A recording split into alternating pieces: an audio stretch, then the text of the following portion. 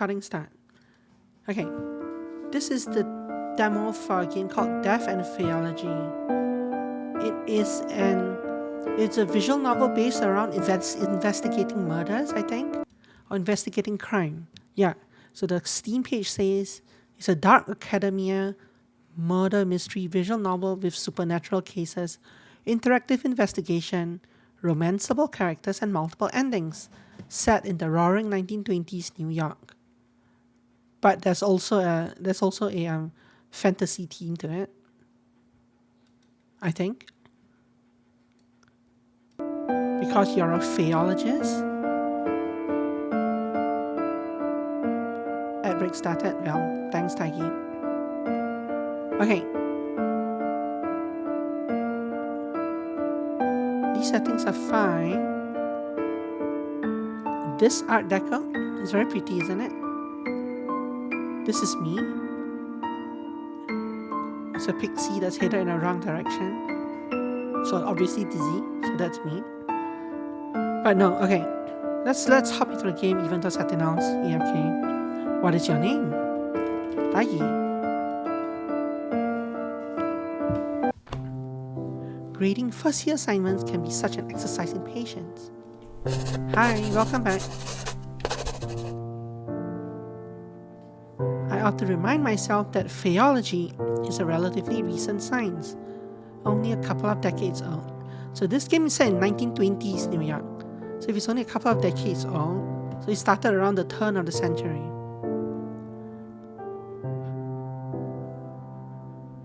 Faeological something perspective.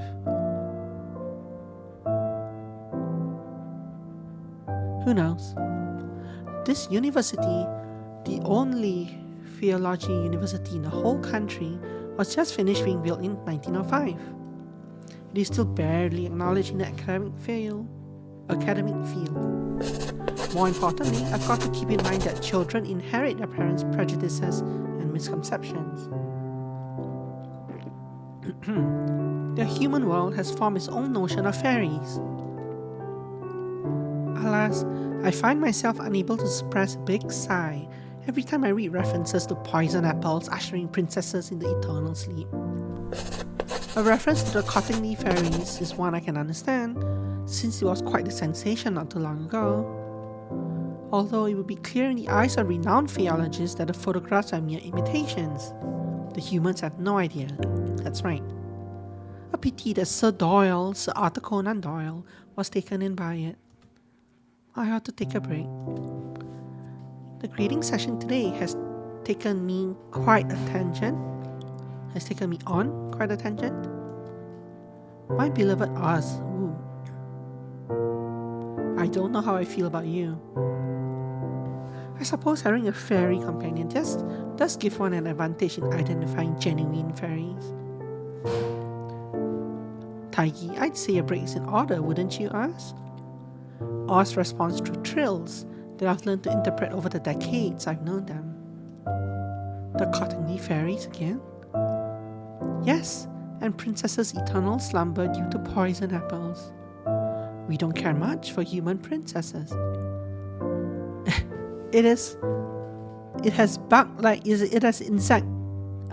insect facial features and kind of insect-like limbs, but this part is humanoid-ish, and the wings are, well, butterflies are, I guess butterflies are kind of like bugs, but they're insects. They're not so much bugs really, but the number of legs and the number of limbs that they have and the ends of the limbs, yeah, those are very bug-like. Is a butter fairy? Sure, that gets us 2/3 of the way there. But making poison apples is rather an easy feat. Shall I turn one of them into a toad in front of the whole class to show that Fae folk is capable of more than that? At the same time showing them that not all fairies are a friendly bunch? I can't help but chuckle at the thought of that. I believe some might just quit the same day if you do that. Besides, if other Faeologists get a hold of your existence, who knows what they'll do to you? Chances are high those people will try to pin you to a corkboard and vivisect you. I would never let that happen. I've always appreciated you pursuing Faeology to ensure that. This is the least I could do. We've known each other since I was 7. You've saved me countless times since then. Well, you could have let me bleed to death when you found me. I would never. What is this button? Oh. I can hear a delightful melody of chirps laced with a touch of whimsy, which makes me feel just a tad fizzy. Fizzy. It seems that even the laugh of a fairy possesses a magical quality. While you're on a break, isn't there something else on your agenda this afternoon? Right, Mr. Henkel's letter. Thanks for reminding me. I retrieved the letter from my patron from a desk drawer.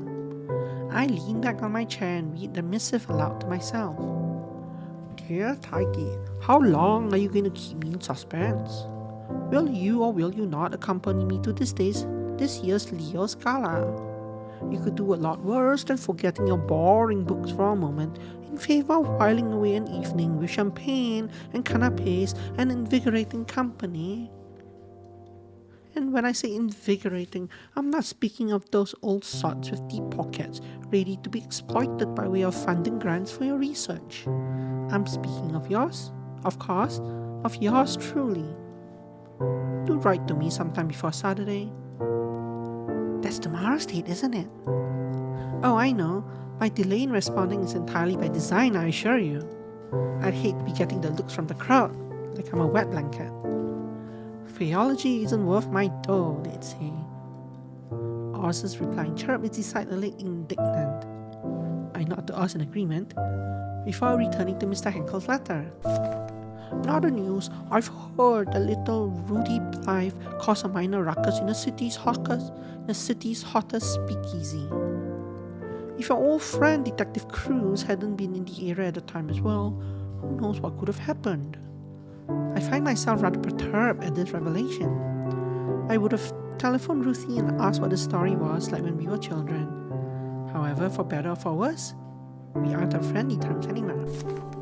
I resumed reading my patron's letter again. Speaking of the detective, have the two of you been keeping in contact? He gave me the cold shoulder when I crossed paths with him at last week's benefit. I couldn't help assuming that his persistently frosty treatment of me might have had something to do with you. It's unfortunate that the extensive bonds you have with him should end in a rather bitter taste. As you have told me more than once, when it was good, there was nothing else quite like it. Yet, you speak very little of him now, and I find myself wondering if he still holds a place in that guarded heart of yours. The letter is signed, Yours Everlasting, Oscar Henkel. Well, I've kept Mr. Henkel waiting long enough. I press a pen to a fresh sheet of paper to commence crafting a response. Just then, a familiar rhythmic rapping pierces the silence. Oh well, Mr. Henkel can wait. I glance in the direction of Oz, but they're nowhere to be seen. Oz must have camouflaged themselves in a heartbeat. I put Mr. Henkel's letter in a drawer before calling out. Come in, Minnie. My assistant enters the office. She's careful to snap the door shut behind her. Professor? Yes, Minnie? Were you talking to yourself again? That's right, you know me. I see. Sometimes I wonder what she must have thought while hearing the mumbling sounds of me speaking with Oz. But she knows when not to poke her nose into things. One of the things I like about her, and also what makes her the bee's knees when it comes to being an assistant. I hate to be the bearer of bad news, but he's here. Who? That police detective from the newspapers. Police detective? Even as I echo these two words, there's a sinking feeling in my stomach. You know, the man who made you crumple the papers and toss them in a trash can. In the end, we had to stop our subscription for the dailies. Detective Theodore Cruz? Yes, that's the one. Knowing Theo is here makes my world go momentarily off-kilt. It's as if, by the magic of the fairy tales I malign, the ink in my patron's letter has manifested him into the reception area. Can't you tell him I'm out delivering a lecture on the far side of campus or something? Dagi versus Teddy. The plushy army. Teddy pants. Is a lie like that going to deter this man? An astute question. She is truly wise beyond her years. Probably not. He'd happily traverse the entire campus just to torment me, I'm guessing. Alright, let him in. With a brisk nod, Minnie returns to the reception area. I barely have time for a steadying breath before Theo barges in. He drops a box on my desk, onto my ferry, right off the bat. What is this? Why is he in my office? Well, look who Tayi dragged in. Not even a how do you do? What? Do niceties suddenly mean something to you? I seem to recall you packing your bags and moving out without so much as a goodbye. There was no one to say goodbye to. Didn't you find out I left only a few days later? At least it made it easier for you to leave, didn't it? There is a tinge of hurt in his voice that I'm only able to pick up because we lived together for several months. As my mouth struggles to catch the words hanging in the air, I feel the piercing, icy silence creeping in. I ought to break the silence before I freeze. What's in a box? He lets out a deep sigh that rather sounds like relief. Your things that somehow you didn't take with you when you left. Even that oddly crafted handkerchief you loved so much. That handkerchief was a gift for you. I see the corner of his mouth twitch. He's lying. What should I do with this information? Reach out for the box to check. Respond in disbelief. I don't believe you.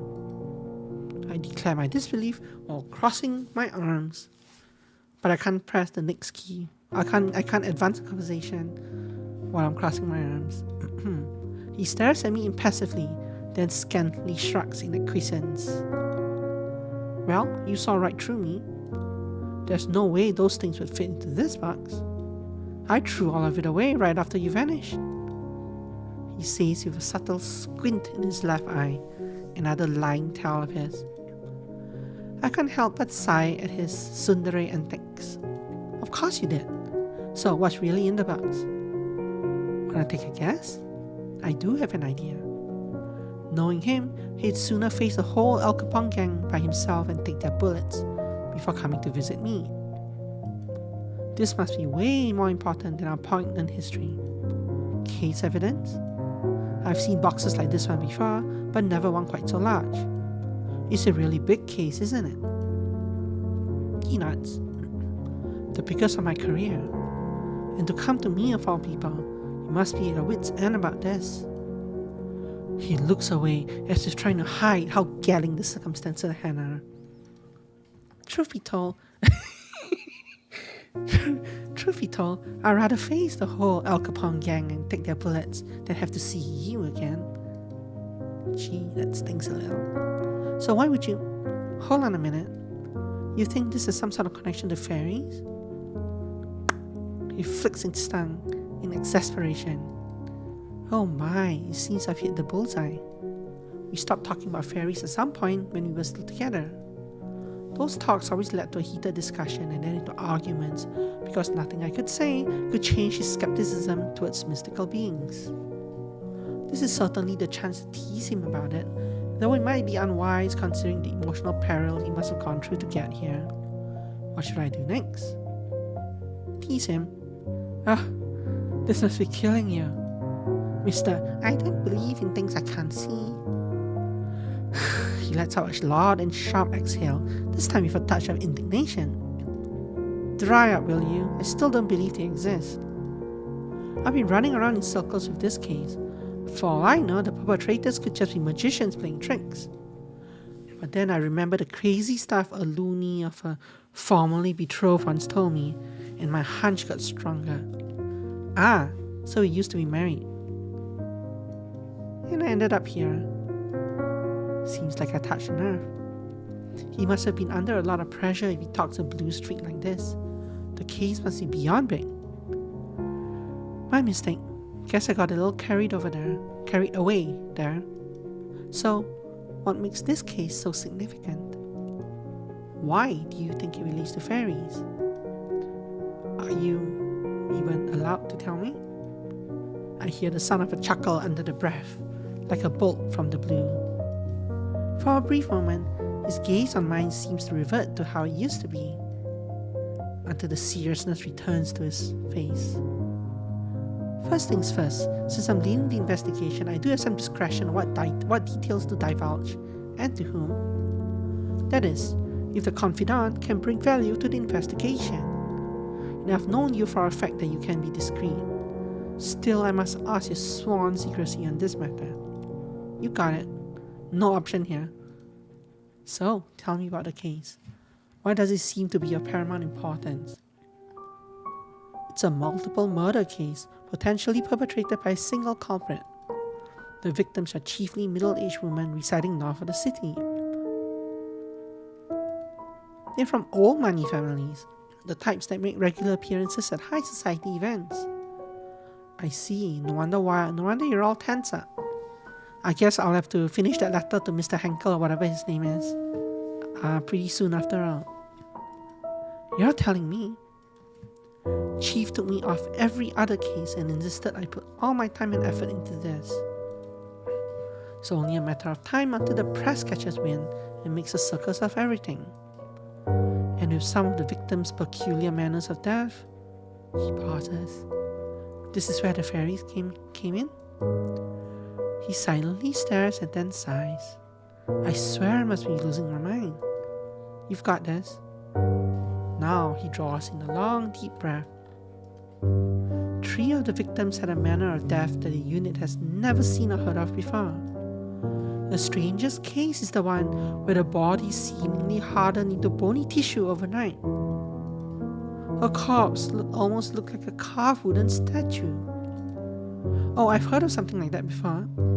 Of course you have. I frown at him. Don't start now. He clears his throat abashedly.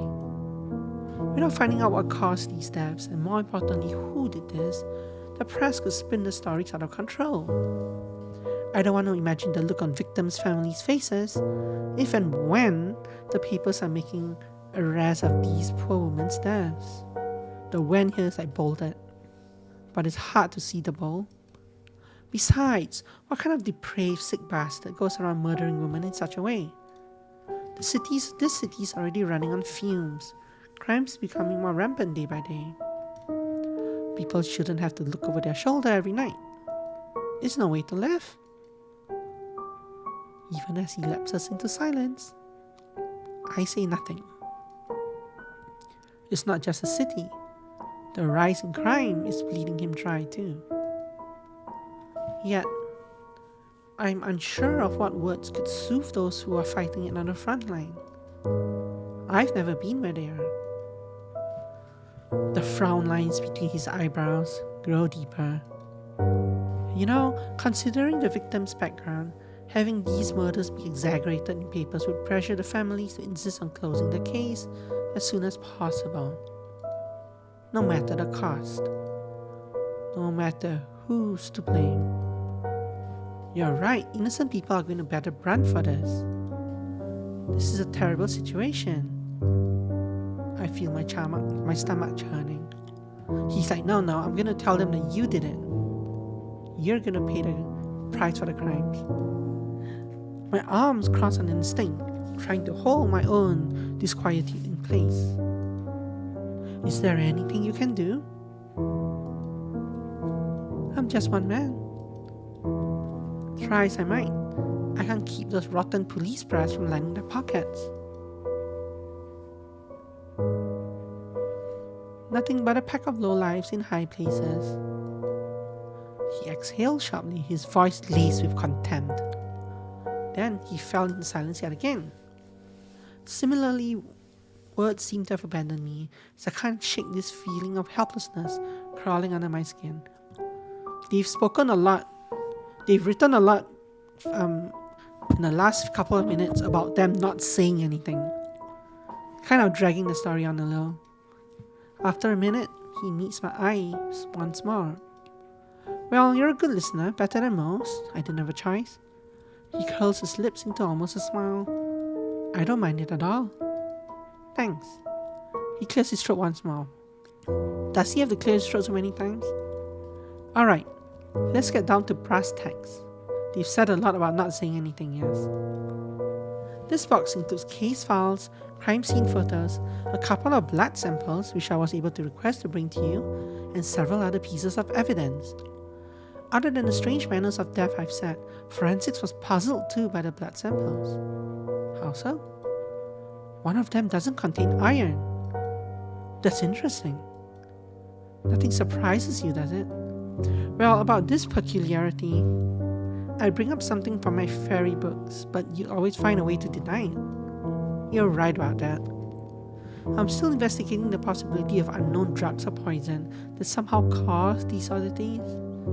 But I'd be a fool not to go after my hunches and look into all possibilities. What about robbery? It's ruled out. No fingerprints, no evidence of breaking in, nothing had been stolen. And motives? Revenge? We're still interviewing the city leads, looking for the possible notice. But it takes time, you know how it is. Yes, of course, they're very busy. Speaking of city leads, I know people who can be very helpful in getting some inside information. His expression turns sour at full tilt. Who? That man? I said people, but yes, that man will be particularly helpful in this matter. He scoffs brazenly and doesn't even try to hide it. Even at the first meeting with Mr. Henkel, there was some inexplicable tension between the two. Theo said something about Mr. Henkel feeling off, and I always hated it whenever I had something to do with him. Though it might just be jealousy in disguise. You know I'm right. Even if he's barely in the newspapers, he's most likely at the pinnacle of high society. I don't think he'll mind if I ask him a few things about this. Why, of course, he's always got a soft spot for you. Hell, he's probably carrying a torch for you for a long time, judging by the way he follows you everywhere. Well, he happened to be interested in Faeology and has a lot of money to allow his development. Look at you, all ready to defend him. What, are you two an item now? I might have steered this reunion right back to where we were months ago by bringing up Mr. Henkel. But it was necessary to mention him. I don't know anybody else who would have had that much information about high society. Besides, there has never really been anything, even if we did go to fundraising events together from time to time. It was strictly business. Yet again, Leo seems to lose his reason whenever we talk about Mr. Henkel. I don't have the time or the energy to argue with him. What should I do? Sure, we're not anything. We go to fundraising events from time to time, but these are work. I've got to get money for my research from somewhere, you know. Our relationship is strictly business. He gives me a dirty look. Sure, I believe you. No, he doesn't. Besides, what I do with him is none of your beeswax. His voice becomes even more irritated. That's right, it's not my concern. Do whatever you want with him. Just make sure you can keep his mouth shut about the case. I can't help but groan at this turn of events. I will. While we're on the subject of useful allies, you mentioned before about blood that doesn't contain iron. I can take the blood samples to a university's chemist. She's good at what she does. And she's from a rich family. She might know some of the victims or their families at least. I'll trust your judgment. I take it this is you agreeing to help with the case? That's right. There are lives at stake. He lets out a soft smile, as though in quiet agreement with what I said. Thank you. Well, if you think you'll be helpful, you can even ask the people you mentioned what they know using the evidence items. But the case files are for your eyes only. Understood? he has fallen silent somehow, leaving an uncomfortable hush in the air once more. Suddenly, a realization comes to mind. Does this mean you'd be willing to hear about fairies? About Faeology? That depends. If this was indeed fairy doings, and if through your investigation you can provide solid theories on 3 things: the culprit, their methods of murder, and their motives. Suddenly we're playing Shadows of Doubt. Supported by evidence, of course. I'm sticking with the idea that there's a logical explanation, an earthly one, for now. Fair enough.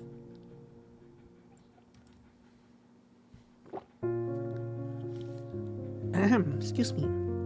I wager that we have approximately 24 hours to get some sort of answer, an answer that makes sense.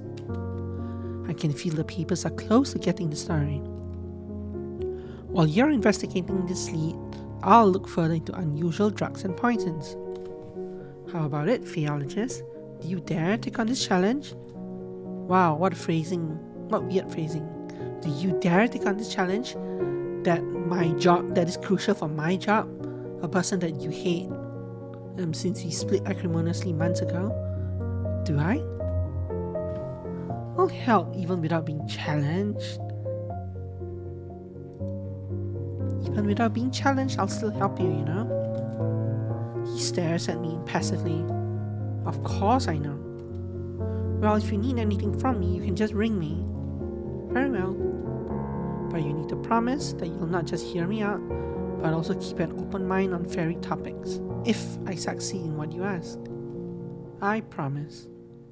But I can't promise not to scoff from time to time. That's good enough. I ought to get going. Maybe this will be an opportunity for you to increase Faeology's credibility in the eyes of the academics. Maybe. Seems like some detective has been following the tiny part of Faeology in the newspaper.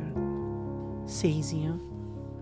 The one who had to stop the daily paper subscription just because some detective kept getting the headlines. How do you? Before I could finish, he had walked towards the door and opened it. See you tomorrow around the same time. I hear the door closed. Close. This is a tense issue. Kind of a rare typo. The writing has been pretty okay so far. The spelling and grammar has been pretty good so far. Writing has been okay, little wordy, but I think that's what they're going for anyway. Hey, I exclaimed with a hint of frustration. After some thought, I realized that he must have noticed the missing newspaper on my desk and my existence. Reading papers was part of my daily routine when we were together. I can only shake my head in disbelief. He hasn't changed much either. As I'm reminiscing about a few moments of our past relationship, Oz reveals themselves again, now that we're all alone. That was quite the reunion. It was quite the reunion indeed. He hasn't changed at all, has he? I suppose. Although you don't have an obligation to help him. I know, but I've already agreed. Very well, just don't overwork yourself. Yeah, thanks, Oz.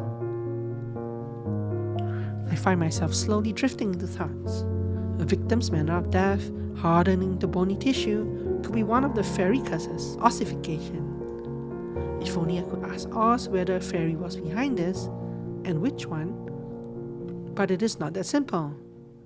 Even if they are my long-time companion, fairies have their own rules about exchanging favors, and they are secretive about their land too. A favor like that doesn't come cheap. At least I'm stocked up on milk and honey for small requests. Speaking of requests, I should get started on a reply to my patron's letter. For some reason, he seems to be more insistent this time that I come with him to the gala.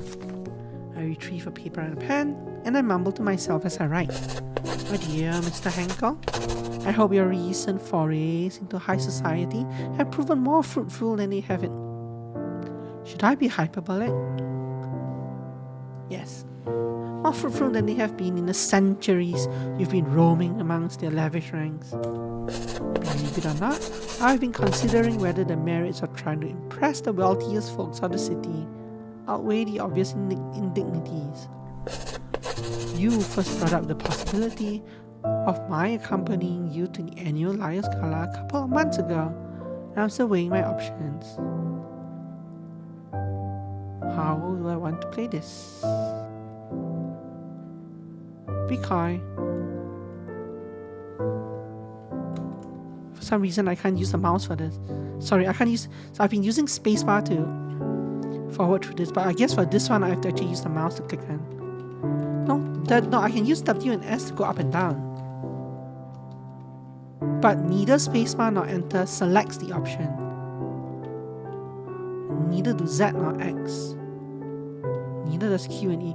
Is there no keybind for... Did they not include a keybind for... See, I don't want to press random keys because it might do something else here, right? It might trigger fast forward or something. So I guess I'll just use my mouse.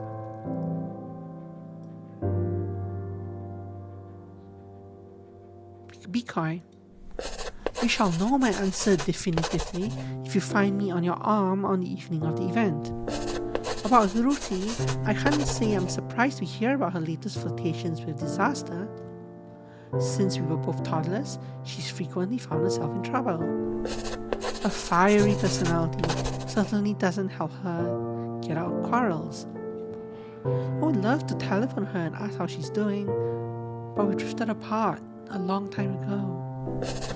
Nevertheless, I'm glad to hear that Tia was there to smooth things over for her. I've now arrived at the topic of Theo, or Detective Cruz as my patron refers. I suppose his query was meant to uncover whether I still care for Tia. How should I answer?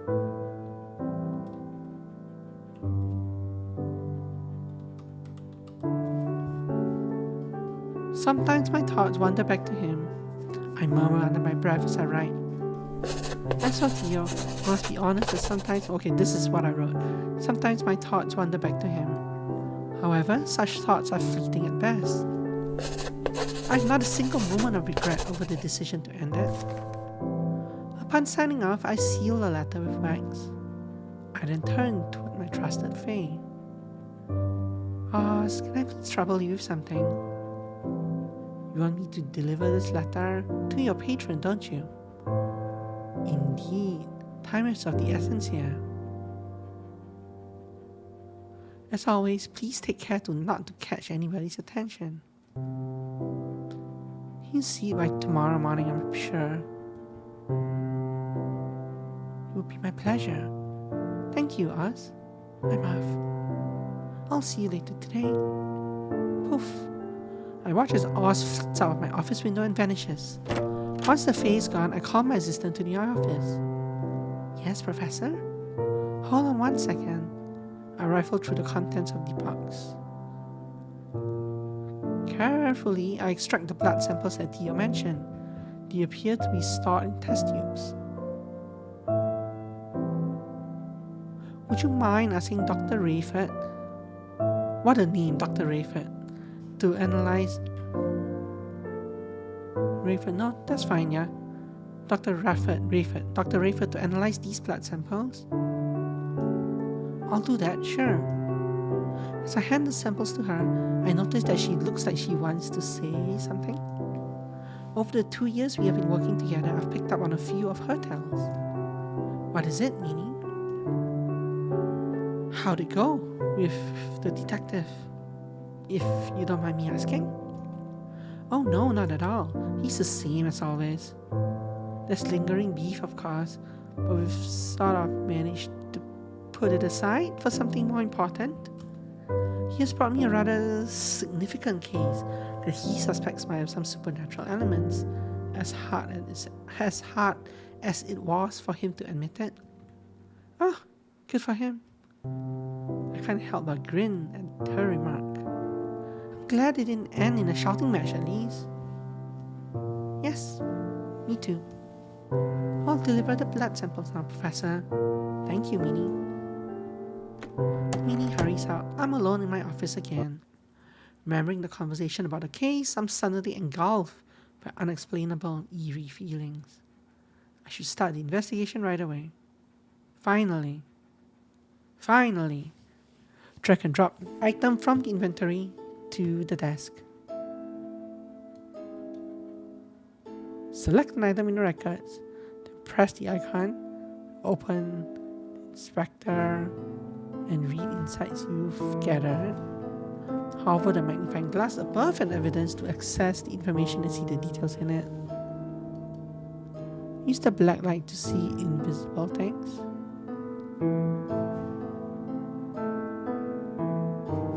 Huh?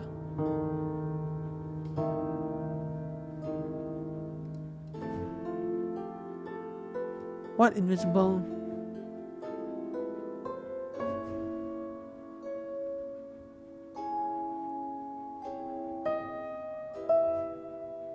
Why are they giving me? I guess it's not related to these pictures.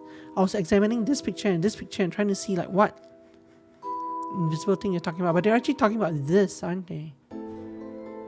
Okay, anyway. Read the encyclopedia to so these things at the side were constant. It's because the pages moved when I flipped to that page. So I was like, are they trying to draw attention to this?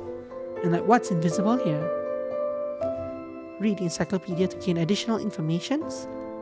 Press the button to end the investigation. Desk, nothing. Record. Tools. Help.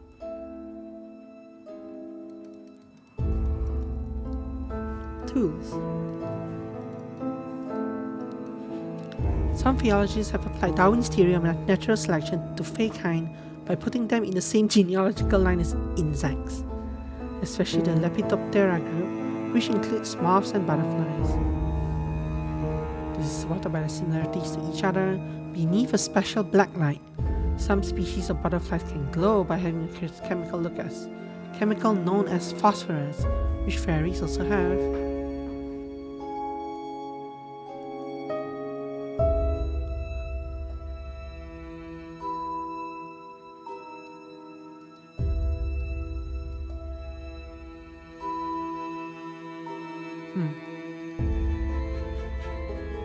Anyway, the similarities of fairykind to insects as well as birds and others in the animal kingdom manifest in terms of the variance of fairy magical abilities.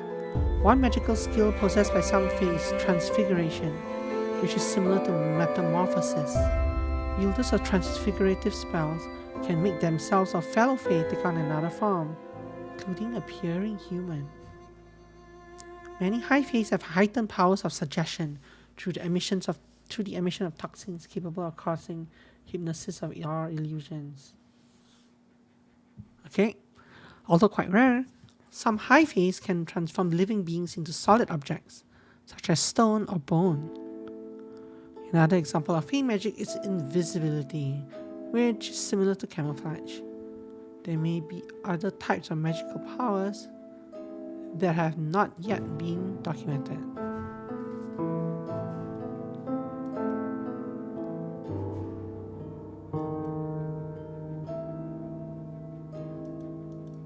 That's it? Okay. Oh no. There. There are two main factions of high fae, the scribes and the warriors. The scribes are known for their... this part doesn't seem as useful as this. This is talking about the ossification thing. It's talking about some of their abilities, some of their other abilities. This seems to be a description of fairy society.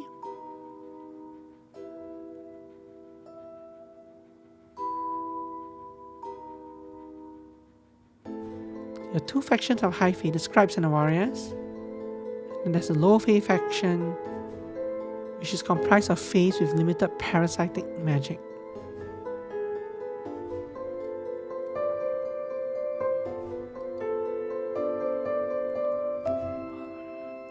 All fairy kinds seem to be weak against iron, although a small amount of iron, such as in meat or blood, does not seem to ward off fairies. Historically, coal iron was often forged. Yeah.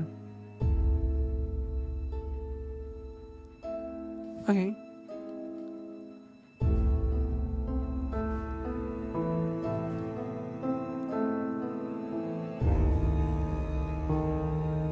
Scribe magic blue, warrior magic red, parasitic magic purple.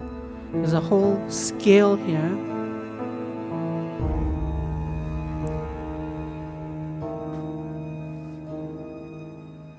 So RP is like royal purple. So there are letters down the side here, right? This is purple, purple blue, blue red, yellow red. RP. What's the R here?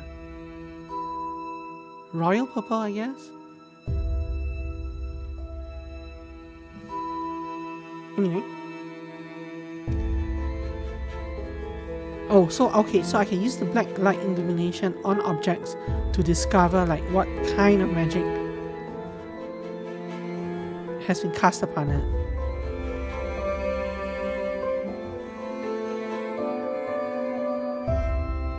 Okay.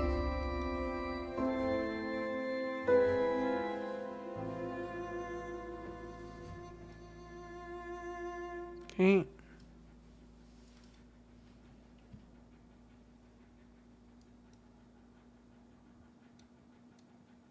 They will smite anyone who interferes with their group.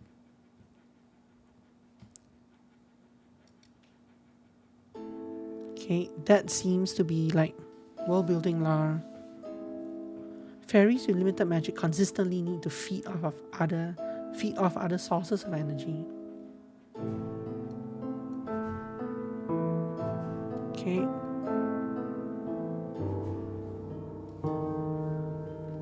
Changeling. Some high faes like to capture humans and bring them into the fairyland.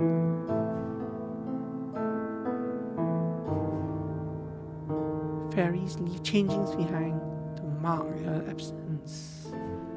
Changelings composed of several fae.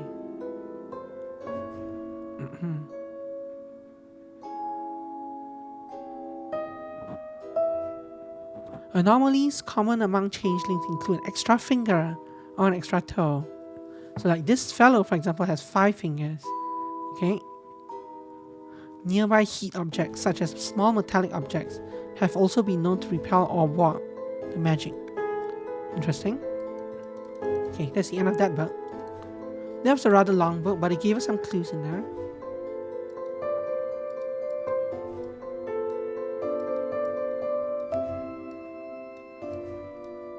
Okay, so that was my desk. I suppose I can put the book. Oh no, it's too big. Let's put it here.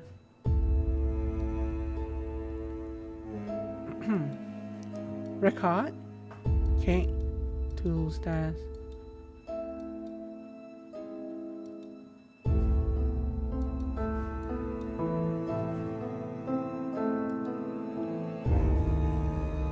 Yeah, okay. So what are these? Oh. Yeah, I know this. I don't want to see this again. Stop. Okay.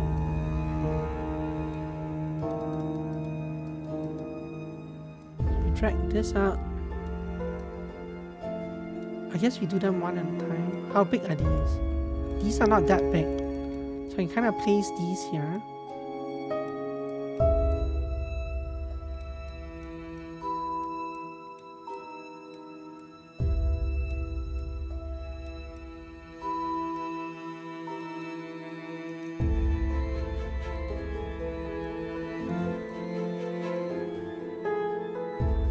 Name, Audrey Wooldridge. Age, 51 years old. Manner of death, hardening to bony tissue. From afar, the corpse looks like a carved wooden statue. Time of death, around 1 p.m. Victim profile, an affluent middle-aged woman in a city. Police report. The victim reported hearing strange noises and seeing strange phenomena in the days immediately preceding her death. The interviewing officer suspected, due to the victim's strange behavior, involvement in occult matters. Forensic report.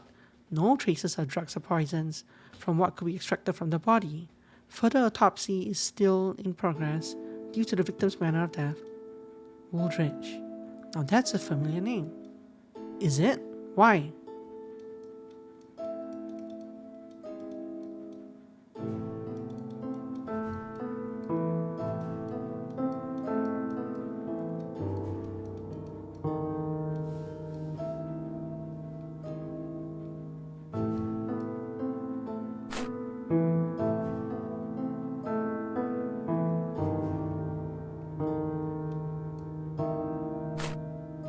What's that noise?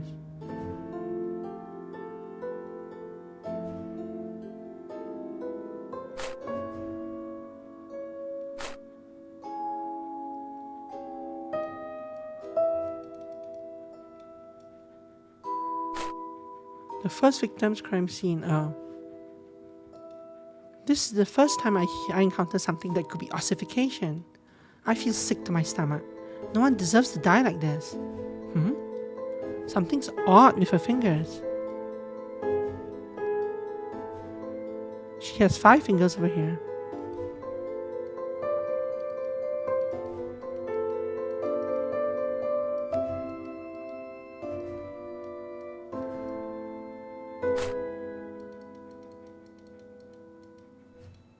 So how do I do anything with that?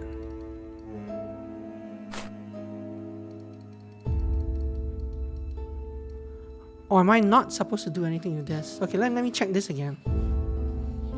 Drag and drop item. Select an item in the records, then press the icon to... Okay.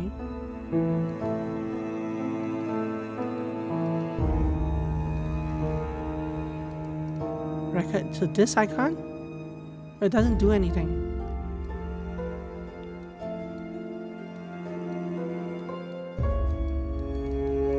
This time I'm supposed to be able to open this, but I'm not sure how. Oh, there's so many more items.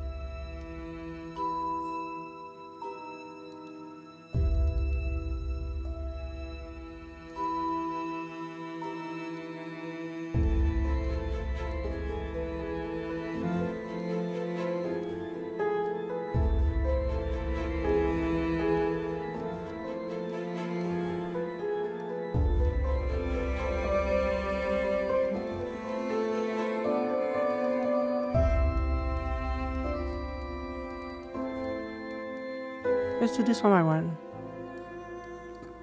Okay, so how do I trigger this one?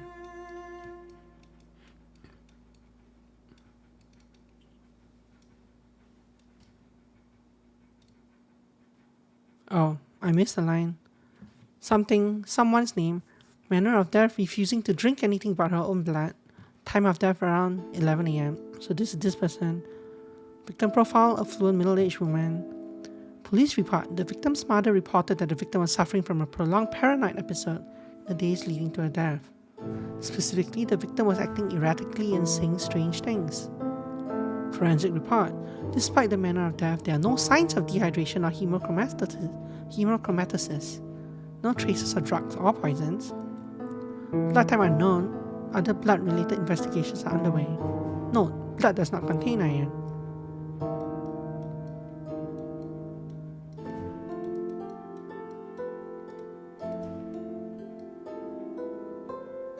Susan Marr, that's the name, okay?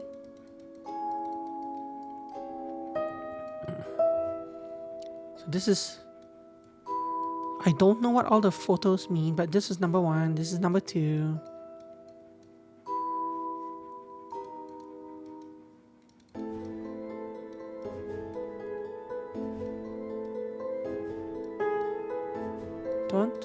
Don't take my photos away.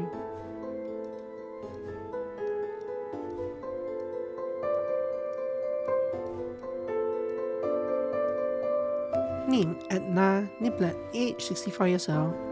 Manner of death, gnawing her own fingers down to the bone. Ouch. Time of death around 10 a.m. Same profile. Friends of the victim reported that she visited the victim's residence to drop off an invitation shortly prior to the victim's death. The friend also wanted to check on the victim's well-being as she had allegedly been acting strangely at a party the night before. According to the friend, she witnessed an emotionally charged conversation between the victim and a young factory girl. However, the friend didn't think much of the interaction at the time. At the crime scene, the invitation card dropped off by the friend was seen close to the victim's corpse and was taken in as evidence. Forensic report. No traces of drugs or poisons. Blood type unknown. Blood-related investigations are underway. Blood does not contain iron. 2 of them. Number 2 and number 3 have no iron.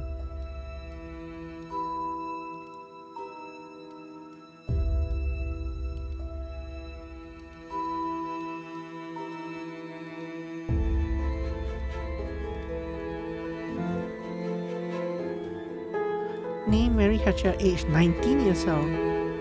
Manner of death? Death from shock due to arsenic poisoning. Time of death around 6 p.m. Victim profile, a young factory girl. Note, despite not fitting the trend of the previous victim profiles, she has been preliminarily included in this case because she was seen having a heated conversation with the third victim shortly before that victim's death. Police report. The victim's father described her as not acting like herself in the days before she passed. Shortly before her death, the victim visited the police station. According to the interviewing officer, she seemed to be on the brink of confessing something when a look of terror suddenly crossed her face. She then appeared to change her mind. She hurriedly left the station without saying anything further to the interviewing officer. Forensic report. Prior to death, the victim suffered from violent abdominal cramping, followed by diarrhea and vomiting, consistent with the effects of arsenic poisoning. She was about to confess her love for the officer. Yeah. Then suddenly she suddenly looked at him up close, and she was overcome by terror, and she turned around and left. That checks out. And good evening, good morning, by the way. Traces of said poison can be found in blood type A, and the glass she was drinking. Traces of said poison can be found in blood type A and the glass she was drinking from near the time of death. Note, blood contains iron and other elements. Oops. I clicked on that too fast and there's no way to check a lock. This game's missing a lock. Also, how do I... Sometimes it's difficult to trigger the... I still don't know sometimes. Good morning, evening to you. There we go.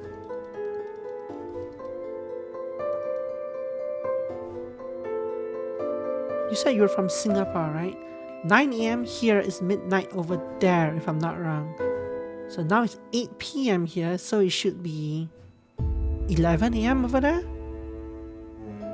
10 a.m. Okay, 1 hour off these time zones. Good morning. So this is arsenic poisoning.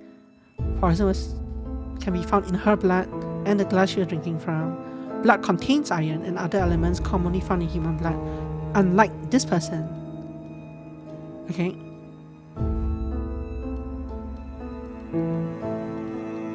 So we look through those. Oops. I don't think the files themselves have anything weird like this to look at. So never mind those. What is this?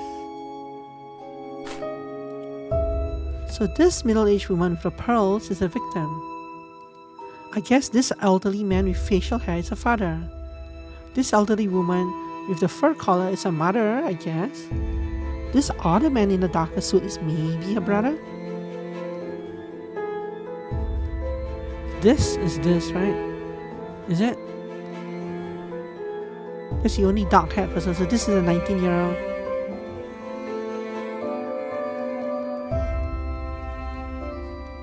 No, my time now is 8 p.m. It's usually 9 hours behind in winter, I think. But right now, due to daylight saving time here, it's 1 hour. Yeah, I'm in the 5% time zone, mountain time zone. They say that only 5% of people in North America live in mountain time, so I'm in the special time zone, the in-between time zone, and nobody wants to live. Okay, what does this do? So this middle-aged woman in a collared blouse is the victim. I guess this elderly man in a suit is a father. This elderly woman wearing the cardigan is a mother, I suppose. This bespectacled man is perhaps a brother. Wait, isn't this the same? These are the same people, right? So these two photos are both for this one. But are they even the same person? Yeah, I guess they are. No, they're not. They don't tell me which photo this is connected to. If I put it back in the desk, does it say anything? No.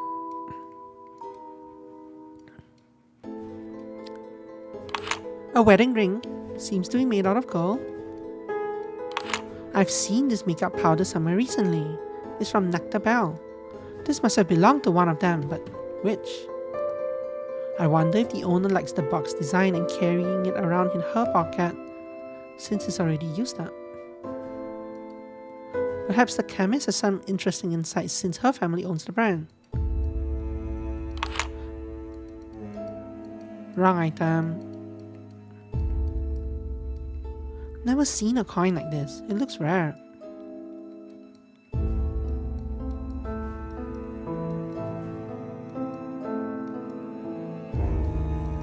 This one is not picking up a clue.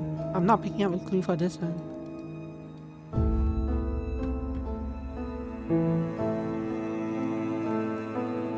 But like, this one is this person's. I don't really know which one the rest go to. I can't really tell. Is this you? No. Pearl necklace? No. This is you. Because you're wearing the same collar and same shirt, I guess.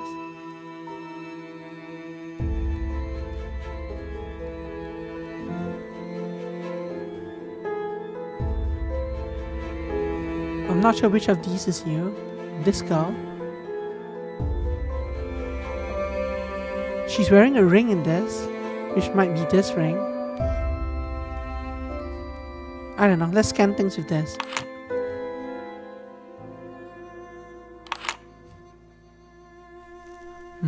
What's happening?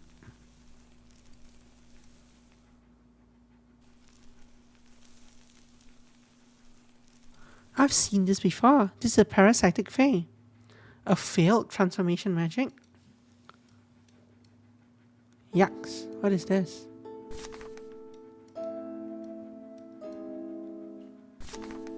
There is no mistaking it.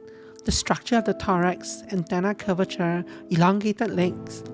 They are exactly the same as the parasitic Fae I catalogued several months ago. What happened to you, poor Fae? Of course, no response is forthcoming. So this was a coin. What about this?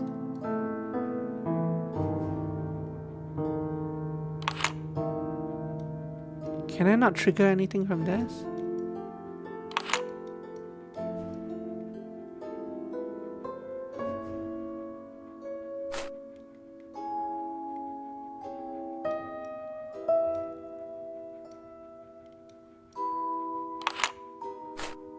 I saw something in their hands.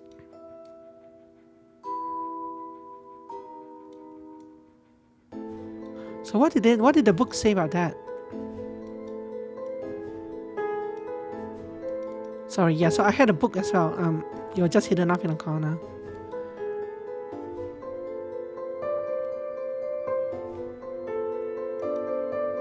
So they did say something. Scribe magic appears blue.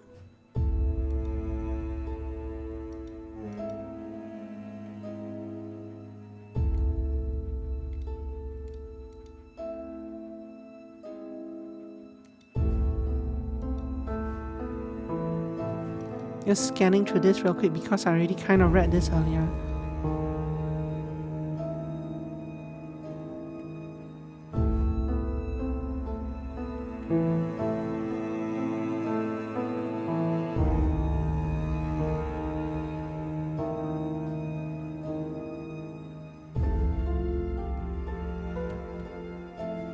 Six fingers, five. So this girl here has 6 fingers, right? Oh, it doesn't. Well, I don't think there's anything to scan here. But this purple magic is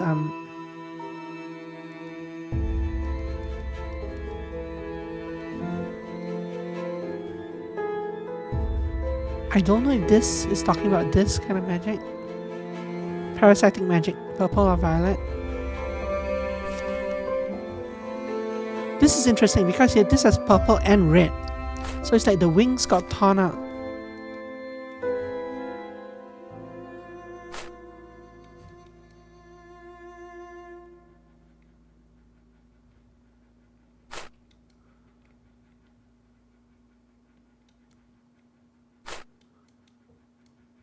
Yeah, so there's some blue magic going on here. This thing has purple magic, but red got torn out. So purple magic is parasitic magic, red magic is warrior magic. So there was a fight between this parasitic fae and a warrior thing. This girl has 6 fingers. This is a changeling.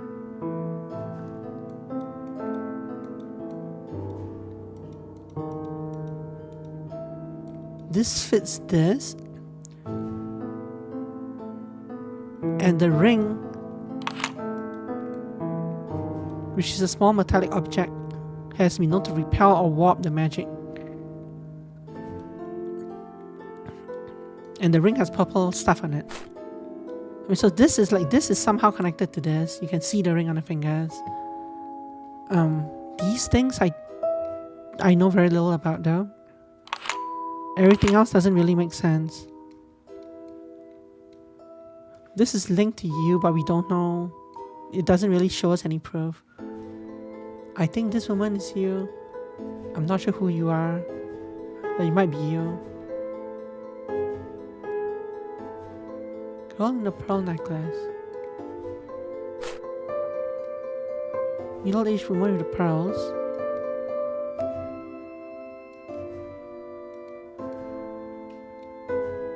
I mean, I'm guessing it's you, probably. But this is not what we're finding out. It's just me. I'm categorizing the items. I don't really know what to do with. The game doesn't give a lot of detail on what I have to do. I've already read the files. It's weird that I can't do anything with these.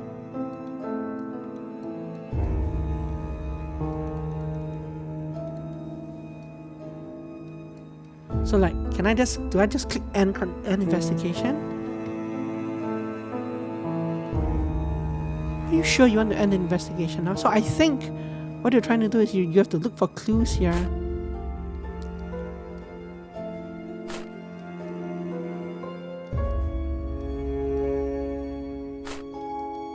Did I actually scan these things?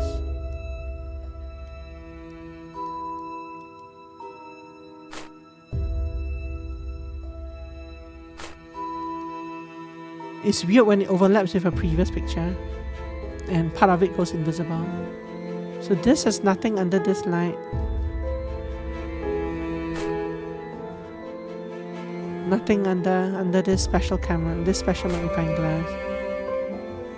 Nothing here either. Nothing here. So these photographs,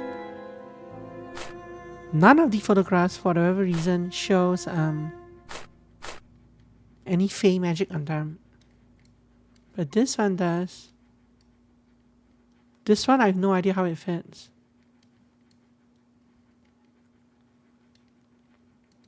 Am I missing anything? Let me look through this again. Okay.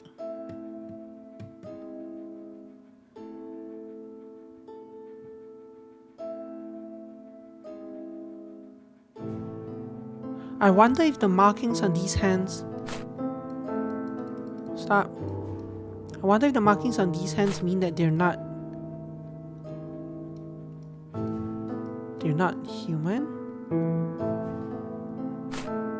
No, but these two are the victims. It would make no sense if they were someone else. But there is some magic on them. Some kind of scribe magic on them.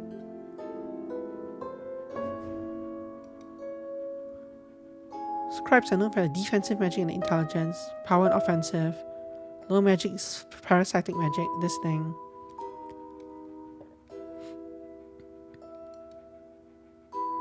All fairy kinds seem to be weak against iron. So the two people with no iron in their blood were these two.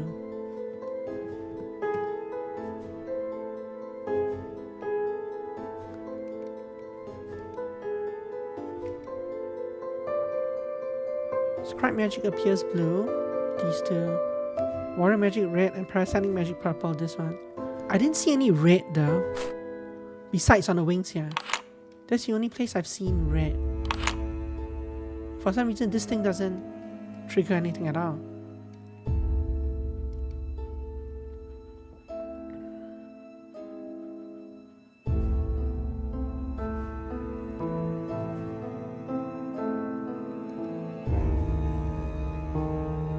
Okay, so it's this thing.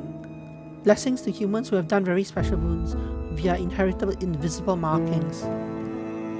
So when we see this thing, the mother does not have the marking, but the father does, and it's passed down to her, even though she got frozen. So, this one I'm not sure how she got it, but these two do not, her parents do not have it. Neither does her brother, unless it's under her father's arm. Hand, it could be.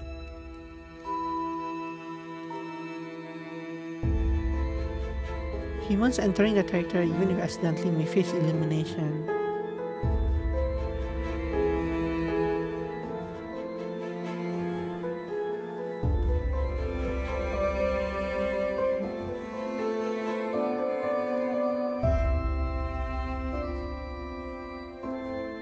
These fairies leave changes behind. So this is a change. So she's probably still alive, but she's brought off somewhere. And they left a changeling behind in her place. So this is kind of like this. No, these are high phase though. Yeah, scribes and warriors. They're not, the parasites are not high phase.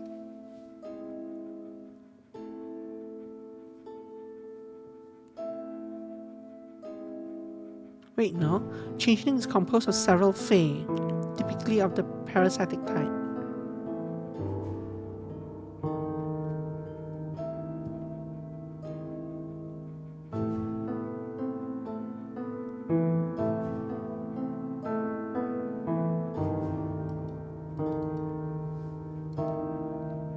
And this button never did anything. So in health it says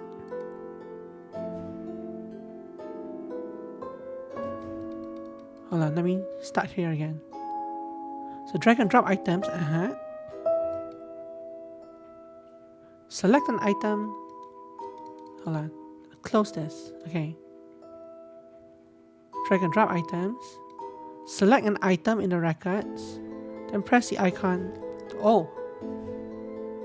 So that's how I use it, okay. Hover the magnifying glass above an evidence to access information and see details, Use the black light to see invisible things, Read the encyclopedia, Okay, so when there's stuff in here, it looks like I can press this, then this. Ah, okay, that's how I get this screen.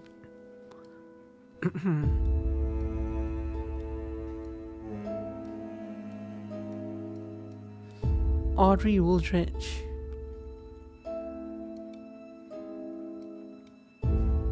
Strange noises and seeing strange phenomena. Susan Moore, refusing to drink anything but her own blood.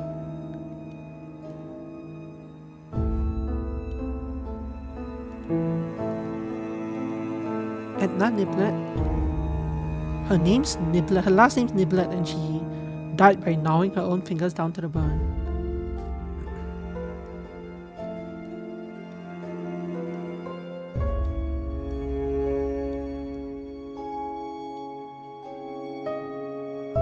Blood does not contain iron.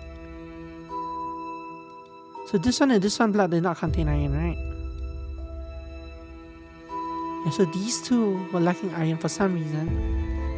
I don't really know what that means. And blood did contain iron. Wait.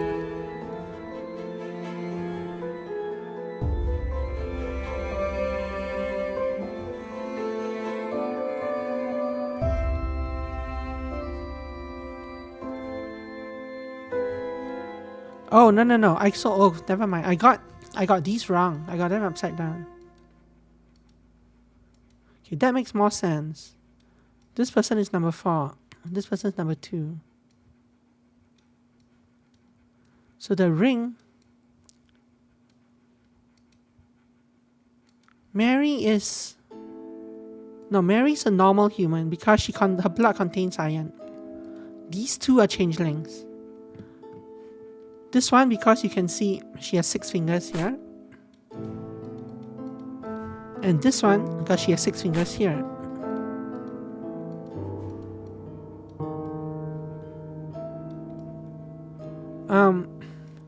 Yeah. And so they say here that, yeah, anomalies common include an extra finger and extra toe. This letter was near here, but I don't know what significance this has. I haven't been able to find anything about this. Unless it's a time thing. Hold on. This person who died, time of death 10 a.m. Wait, do I even have the correct? No, you are definitely ossification. Time of death 10 a.m.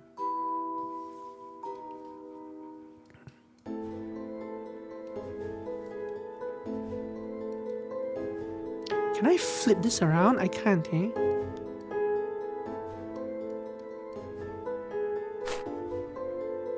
Yeah, I wonder why there's nothing on this one. There's no magic or anything on this one. So these two are changelings, and the other clue for that was that their blood, their blood did not contain iron. And they say that the fairies do not like iron. They say that somewhere in here.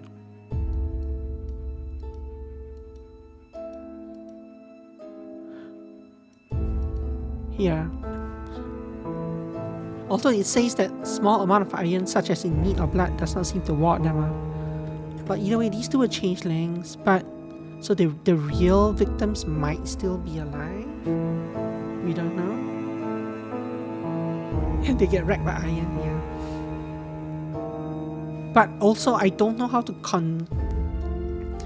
this might be just a thing where they give you the clues, they let you figure out what you can, and then you continue on. I'm not sure. So let's just go. Well, let's save. Save. Yes.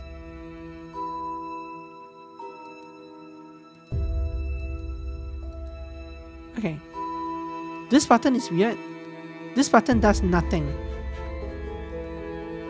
I have to actually click here to save. Anyway. End investigation. Sure. A knock on the door makes me glance up from my desk. I realize the sun is set while I've been absorbed in the investigation. Come in. My assistant enters the office. Dr. Rayford has arrived to drop off the blood samples, and she wants to talk to you. Was her name always Minerva? Already? Yes, she stares out the door. I must say I'm pleasantly surprised at her work speed. Alright, send her in. Minnie nods. Minnie. Minnie stands for Minerva. Gotcha. She returns to the reception area.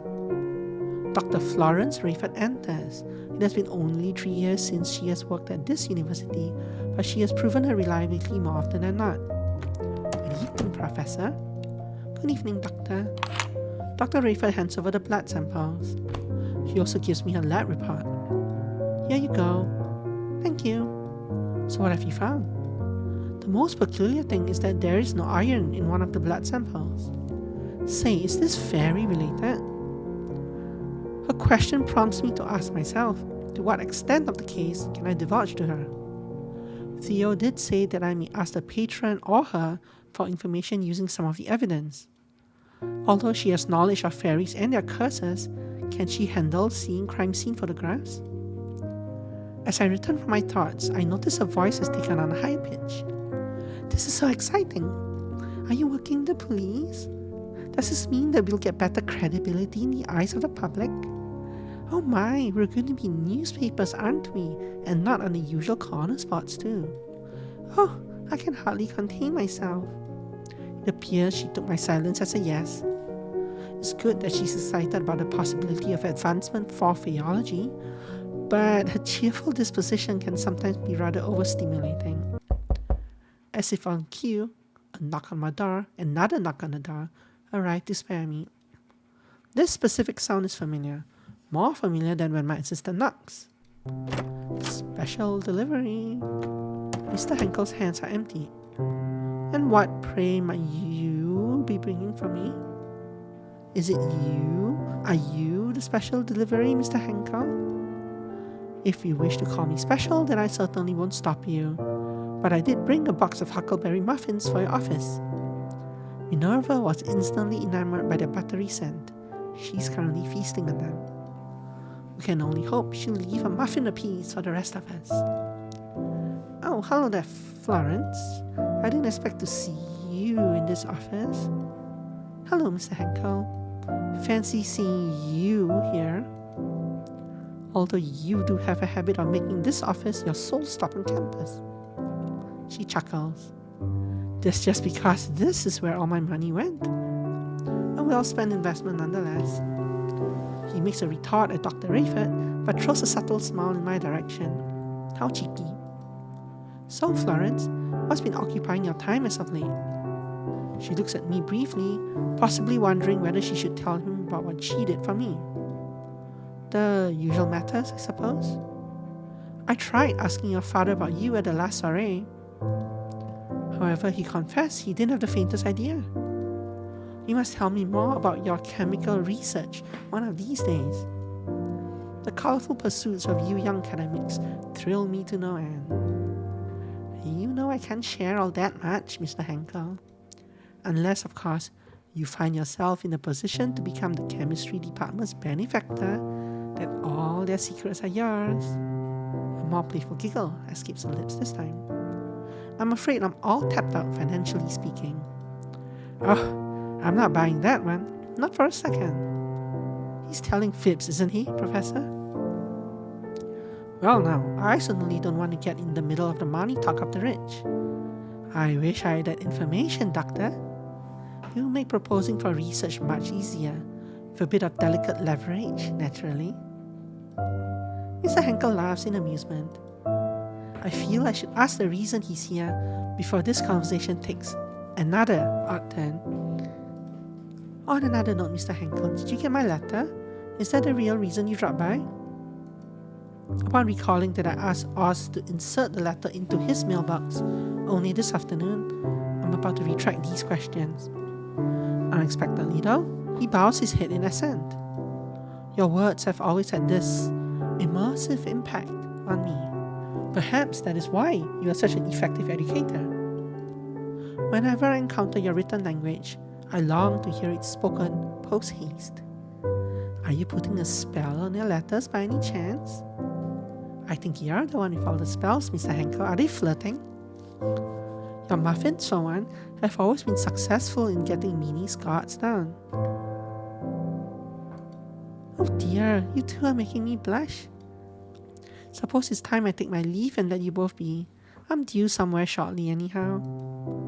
Oh no, that might not be necessary. I can't stay long either. Mr. Henkel lapses into silence as he continues staring into my eyes. It's difficult to maintain eye contact with him, but even harder to look away. Make up your mind. Which one is it? I wonder what I should do. I ought to discuss the case, but both of them seem to be in a hurry. Should I tell Mr. Henkel to return another day, since I need to have an important conversation with Dr. Rayford right away? Or should I dismiss the chemist and meet with my patron now? There are benefits to either choice. Soliciting Dr. Rayford's opinion on the case may be a good idea. She could share more insight on the chemistry side of the case. Her parents own a successful company that produces the powder makeup in evidence. She will also know the social happenings among the wealthy elites. On the other hand, Mr. Henkel is also a viable candidate for an interview. His connections within high society knows no bounds. Everybody seems to know him one way or another. He might know things Dr. Rayford doesn't. Since he has been funding my research for a long time, he's also more familiar with fairy topics. Whom should I interview? It's a good question. Whom should I interview?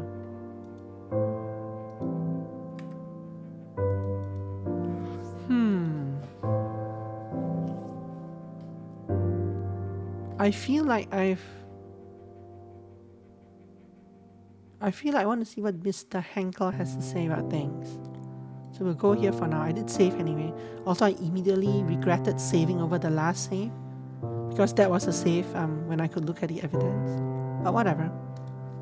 Mr. Henkel, would you mind staying for a while? I'd like to discuss something. Not at all. I'll be delighted. I turned back toward the chemist. Dr. Rayford, thanks again for analyzing these samples. Your assistance has been invaluable. Please don't let me keep you any longer today.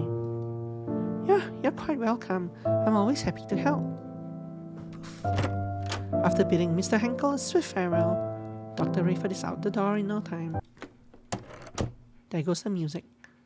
What do you want to talk about, my dear Faeologist? I gesture towards the large box on my desk. It's a box of evidence for a multiple murder case. Is it from Detective Krause? It is indeed. He brought it to me this morning. You haven't seen the detective in months, have you? How'd the visit go? Better than I could have hoped. You know, it wasn't really all that bad. I expected more bitterness and distasteful arguments like we had in the last couple of months of our relationship. He was more composed than I thought. Yet, perhaps it was because of this particular case weighing on his mind. Mr. Henkel listens to me quietly, but it's hard to tell what he's thinking from his phlegmatic expression. Alright, tell me about this case. How can I help? After binding my patron to secrecy, I rattle off the basic facts of the homicides. I believe I might have heard a bit about this case. Not the gory details, mind you. Just little whispers here and there. Yes, I was hoping you'd be familiar with some of the parties involved. I wanted to show you something. Please share any knowledge you might have about the evidence. Sure, I can do that. Oh. Yeah, I cannot show him the case files, so they're not an option.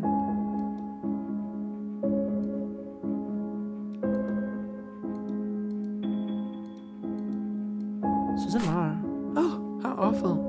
I was familiar with Madame Marr. Through the grapevine, I heard the devastating news of her death. I often interacted with this exceptional woman and her sprightly spouse at high society events. They were both gracious individuals. Anna Liblet, did you know this woman? I did. She was a fine, upstanding lady. She certainly didn't deserve such a gruesome ending. She was known among her peers for a rare coin collection. That's who the coin belongs to. From what I've heard, you can see her collection displayed in every inch of her house.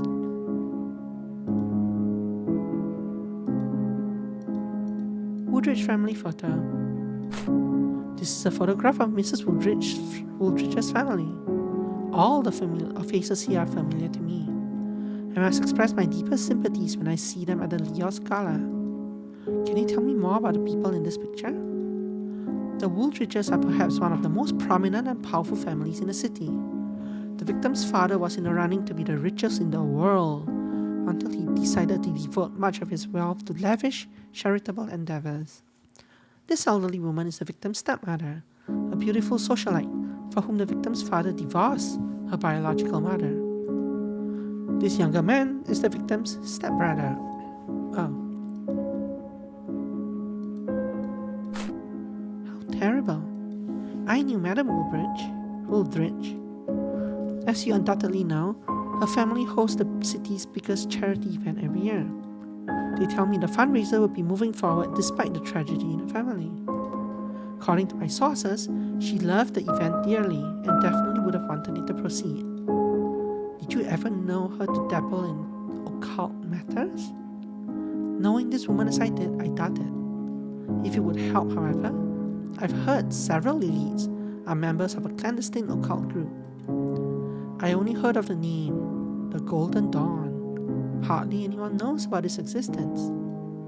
But you do have your way of knowing, don't you? I say teasingly, and he responds with a sly smirk. I do, indeed.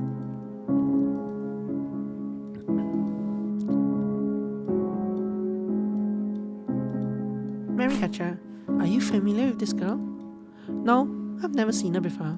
Whoever this girl is, I express my sincerest condolences. This is the factory girl. This is the first time Mr. Henkel and I are talking about something this gruesome, even though I've known him for a long time. I've known him a long time. Yet, as he spoke his condolences while seeing the corpse's photographs, his face remained blank, as if the words never reached his expression. His eyes didn't even flinch. How odd. I wonder if this lack of empathy is just a trait of being in the upper class. I would like to take a look at his fingers. Is this the one from that popular brand, Nectarbell? That's the one, although that's all I know about it. My, this is very bold of you. I'm giving him a wedding ring. Are you sure you want to be bound to me forever? Says you, asking that question knowing full well this ring isn't mine. He laughs wholeheartedly. So whose is it? Mrs. Moore. All I can tell you is that she and her husband were always attached at the hip, 2 peas in a pod. Why are you showing me this invitation? Is this your way of confirming that you'll be my date? Should I lock it down?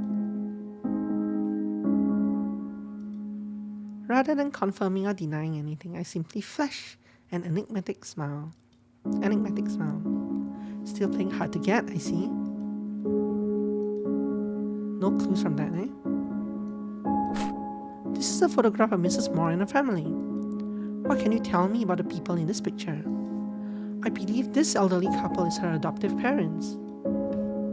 So both the 2 of the people who died were not like one of them was adopted and the other one had her biological father, but a stepmother raised her. I wonder if that ties into anything. I've never really talked to them, but I hear they're kind, wonderful people. Biologically, Madame Moore was born as a so-called miracle baby to wealthy parents of advanced age. When he passed away, so that's why she had the blue symbol on her hand, but neither of her parents did. When they passed away, she had no other family members by blood. She was thus adopted by a middle-class couple who were trusted employees of her biological parents, also I've heard. Upon coming of age, she received a sizable inheritance and wedded a recently rich entrepreneur of humble origins. This is a widower in a photograph. He's said to be extremely close to his parents-in-law.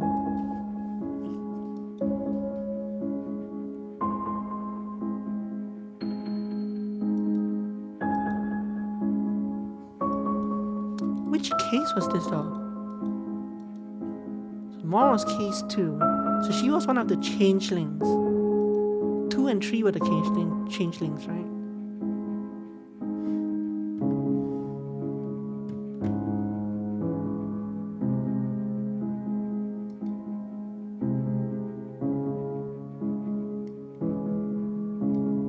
Okay. Isn't this a parasitic fae? Are they the ones killing the poor ladies? I'm rather surprised that he's able to identify a fae with just one look. I suppose he did read everything from my research reports. I'm sure Florence knows more than I do when it comes to analyzing biological samples. So maybe these ones I might not be able to get any clue. I can't get any clues from these because I didn't select the other person, I guess. Hatcher and Niblet. That was number 3 and number 4. Lab report. But no clues here either. If he dies, it confirms he's a changeling. Yeah, exactly. Maybe Oscar is a changeling too. That's why I said I wanted to look at his fingers. Show me your fingers. In fact, you're wearing a shirt, a suit, and then another suit, and then another suit on top of that. Well, this is a trench coat, I guess. But who does this? No human does this, right? So he must be a changeling. Look at the colors of his eyes.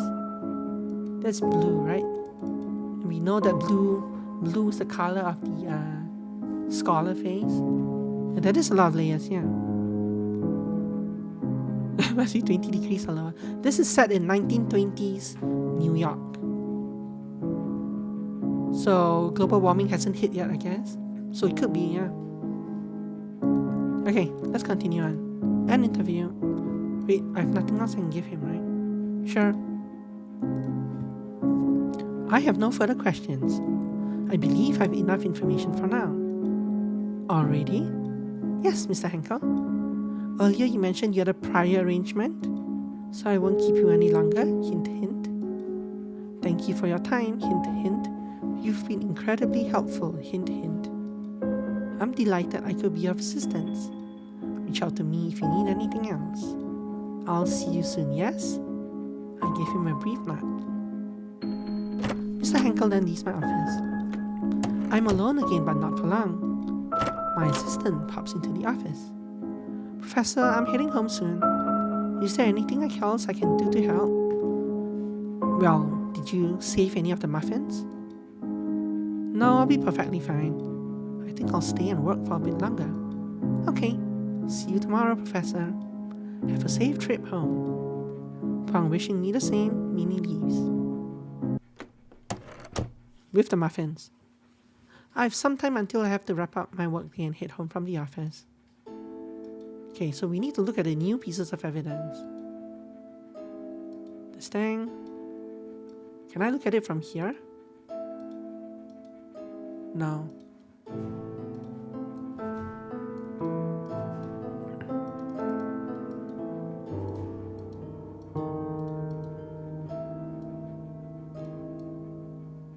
I've read somewhere that most insects don't have iron in their blood. Arsenic, huh? Yeah.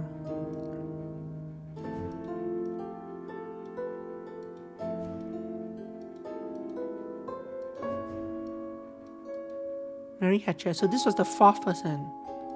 This was the factory girl. And this blood should be Edna niblets, right? Yeah, so this one has no iron.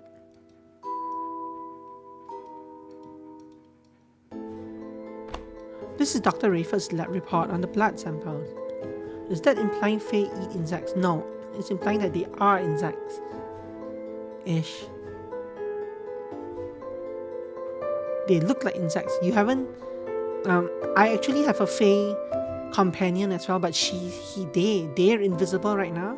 Or they're like elsewhere, I guess. They're not in the office.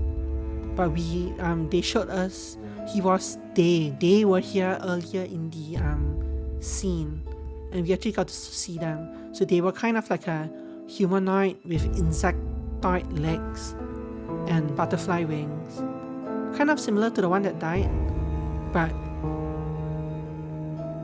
less icky, I guess.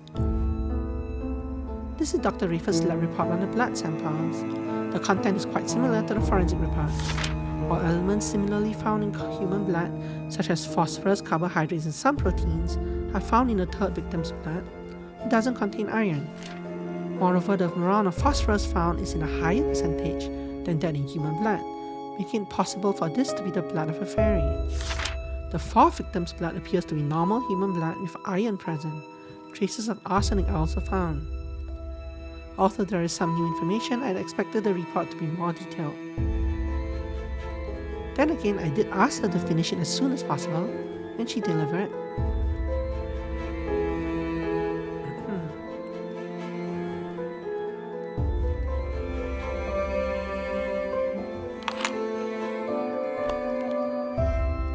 This is whose blood? Oh, I can't put it in there. Come on. This is Edna's blood, right? Yeah. So, quote unquote, Edna was not actually, she's definitely not human. Like the real Edna is out there somewhere. Probably.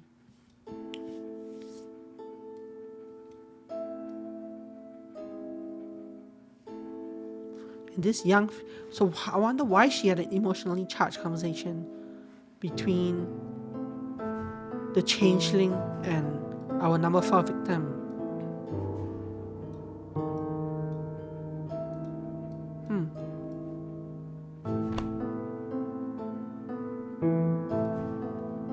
Who knows? Let's save again. Sure. An investigation.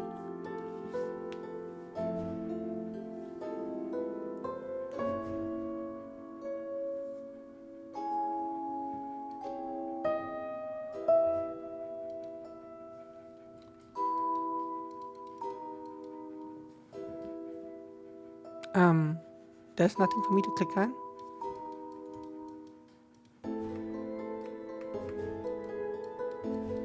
What happened here? Hello? Load game. Thankfully we just saved. An investigation. Confirm. It's the next afternoon. I should be grading assignments or reviewing the lecture I'm going to deliver come Monday. Or do anything productive in the realm of professorial duties. Instead, I find my attention straying more and more towards the office door. I voice my frustrations to good old Oz. This is my Fae friend. I saved them when they were young, and they've kind of been a loyal companion since then. Theo will probably arrive at any moment. I can't stop wondering whether my explanation will be enough for him. In the past, no sort of explanation ever seemed to please him when it came to fairies. And why should it do so now? My voice cracks with concern. This time, he came to you bearing in mind the possibility of fairy involvement. He'd be a fool if he discredits you so soon.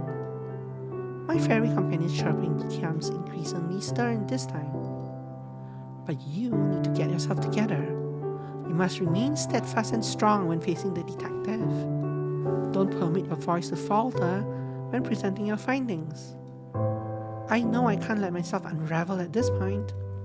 It's just that he's never solicited my opinion quite in this manner. A professional insight, no less. All the more reason to be as calm as you can be. Maintaining your composure is essential to delivering a persuasive argument. But no matter what happens, at least you know you tried. At the end of the day, he's the one who needs to solve this case. You're right, of course you are. I'm not a detective, I'm simply a professor sharing my perspective. Thank you, Oz, for always talking me off the ledge. Just then, you know who knocks on the door. That's my cue to sail past your window ledge. Best of luck. I whisper a hurried goodbye to my fairy friend. I'll see you tonight, Oz. Once Oz has flown out, I direct my attention toward the door. Come in. My assistant marches in. Professor, you have a visitor. The detective? Minnie nods. Alright, send him in. Minnie nods once again and walks out of the room. Theo paces around a little bit after strolling in. He appears quite distracted. He finally stops and opens his mouth. So what have you learned? I take a deep breath. Here it goes. I have to present my findings to perhaps the most sought-after detective in the police force. Theo investigates cases right where the crime scenes unfolded. He's agonizingly familiar with the grit and the grime of the city's darkest recesses.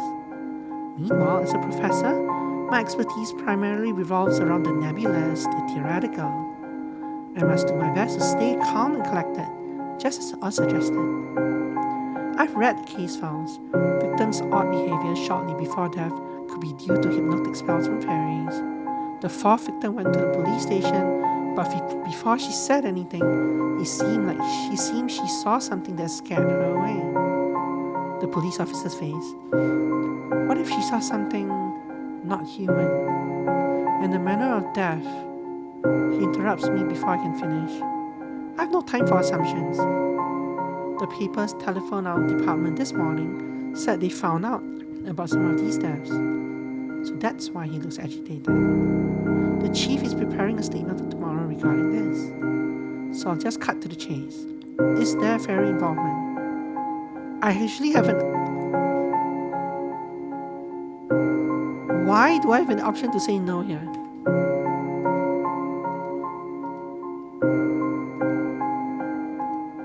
Yes, I'm certain of it. I can tell his interest is piqued. However, I'd like to first lay out the basics since I'm pretty sure you've discarded the things I've told you in the past. He grumbles, as if in admission of my statement.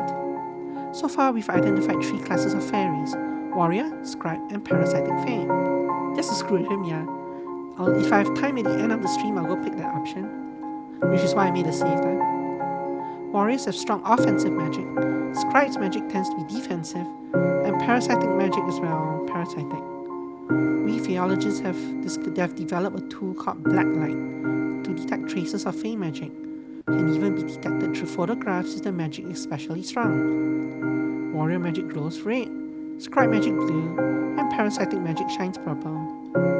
I've found that seemingly, fairies of one specific class are behind this. Which one is the culprit?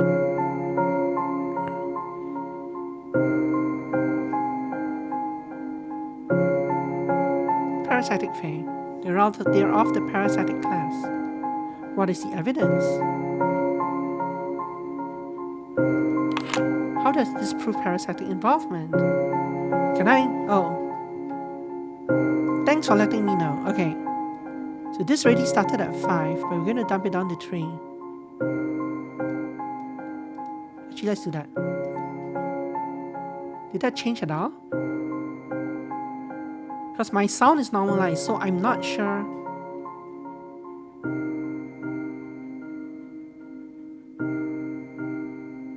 Feel better? I can always turn down the actual... Change it, okay. I can always turn it down like this, but then it turns down the entire game sound. But maybe it's fine for this game. But thanks. What I hear in my volume is not exactly what you hear on the stream or what the recording hears. So I very much appreciate heads up about if it's too high or too low. Because it's a weird balance sometimes, especially when I'm jumping between demos. How does this prove parasitic involvement? I place the ring beneath the black light.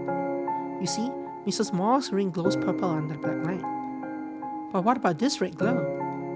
He's right. How did I not see this? You're right. It seems I missed it. What else you got? So this also has purple and red. How does this prove parasitic involvement? I put the dead fae beneath the black light. This is a dead parasitic fae. Look, it glows under the black light. But also there's red. It has red as well. Is this dead bug the one behind the murders? And I can see the purple traces, but what about this red glow? He's right. I feel like I didn't think this through. No, I mean, there's more than one color, which is the problem, right? You're right. It appears I should reinvestigate. Theo lets out a long sigh. This should be lets out. The look on his face says it all. He's profoundly disappointed. I swallow back a lump rising in my throat. Clearly, you haven't been thorough in your investigation. Either you're missing important things, or you just don't take this as seriously as I thought. But I do take it seriously. If I could just reinvestigate. It's hard to get any sentences out of my mouth. No words of mine could ease the way he sees me now. It doesn't matter. We're running out of time. Yeah, he doesn't like it. But there's more than one. All 3 colors were involved in some capacity, although the blue ones, the 2 of the girls who died were defended by scribes. So obviously it wasn't blue. But between red and purple, I could tell that there was a fight between them. But not... The problem is that 2 of the girls who died were changelings. And the book says... Actually, no, the book says high fae are the ones who make changelings, but they make changelings out of parasitic fae or something like that. Which is why that part was a bit weird. We're running out of time. Couldn't find proof of it being unusual drugs or poisons either. Even the most atypical drugs don't cause this kind of bizarre hallucinations. No poisons could turn the whole body into hardened bones. His eyes narrow on me, full of quiet accusations. Honestly, I can't believe this. You've dedicated many, many years to the study of forensic Faeology, and this is all you have to show for it? What are you? I know you're clever, capable, competent, but you ought to consider changing your field. Wow. You're not cut out for forensics. I feel like I'm starting to see red. I can't believe he's bringing up my profession this way. I know I messed up, but you just crossed a goddamn line. He knows I tried my best, given the limited time, but he just keeps hammering away. It hits me all over again how easy it is for him to make me feel really small. I'm just laying down the facts. He says so nonchalantly, as if he doesn't see the effect of his opinion on me. I can't do this anymore. My anger is beyond containment. I never want to see you again. Get out. Fine by me. I don't plan on ever coming back to this office anyhow. Upon picking up the box of evidence, Theo turns to leave. Don't let the door hit you on your way out. He slams it. I find myself striding restlessly in my room, seething with frustration. I want to see where this ends. That's why I haven't loaded the save yet. Perhaps this is for the best. After all, there's a reason I walked away, and it's all coming back to me. As I was steadying my breath to calm down, I realized something.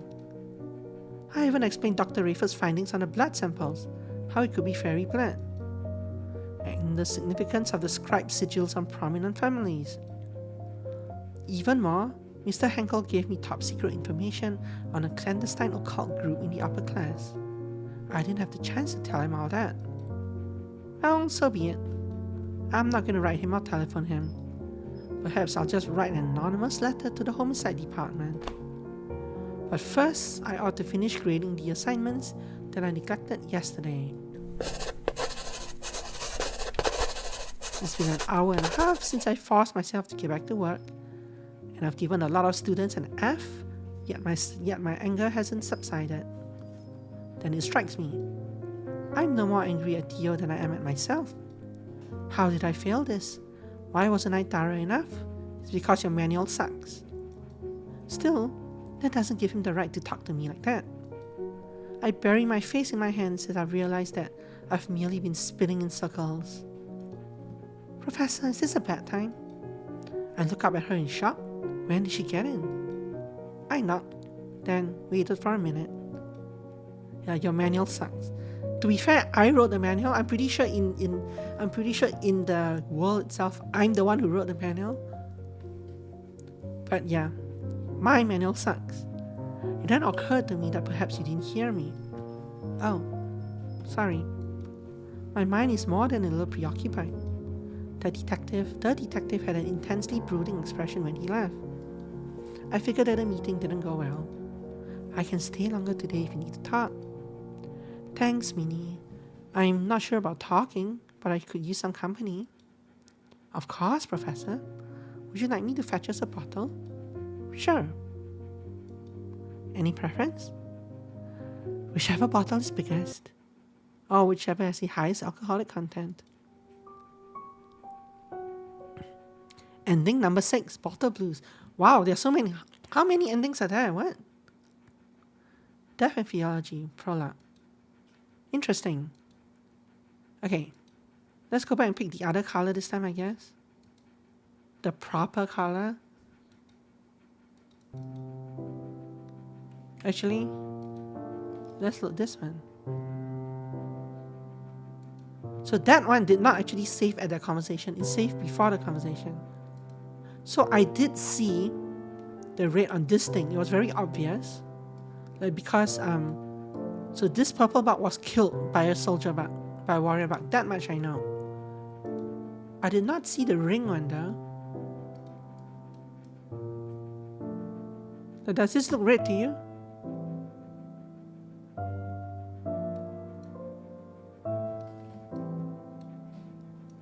I suppose if I overlaid the tools, maybe? If I put this down first, and then did this, I mean, yes, but it just looks a different shade of purple to me. There is some red, I guess. But that doesn't mean anything. Whatever. Okay. Let's load this one. Red center purple on the side, yeah, but to me in the moment it looked all purple. I mean, it looked like different shades of purple. It was like reddish purple, right? And there's no indication as to, the manual didn't talk about, like the ring itself is supposed to it's part of a changeling's ring. It belonged to a changeling. It doesn't really explain how the ring, the magic itself, could have two different types of magic on it. Skill issue, you think so? Okay, let's go this. Is there fairy involvement? No. Theo pinches the space between his eyebrows and sighs. Well, I've wasted my time coming here. He picks up the evidence box and then abruptly leaves. There's no exchange of words, no nothing. He just leaves. It appears I've blown the little chance Faeology has of becoming acknowledged in the academic field. That was a very abrupt ending. That was ending number 7. Okay, let's not pick that option again. Lead director artist. Mushroom Mellow. Okay. Now we do it properly. Since we have like 5 minutes left in the stream. Yes. I'm certain of it.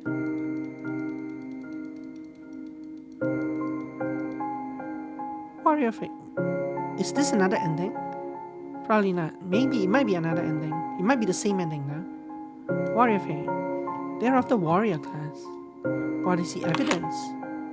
Oh, I clicked the random thing when I was trying to fast forward the conversation.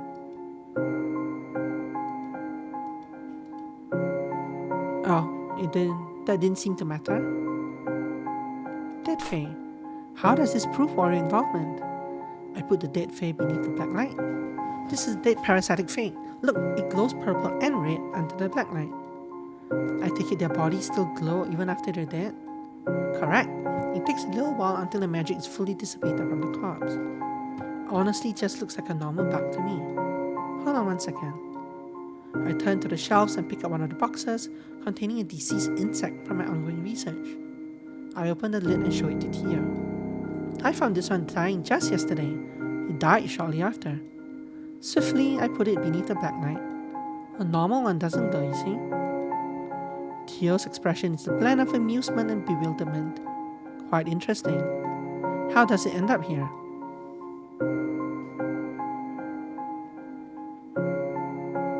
I thought it was a field transformation magic, but it was a...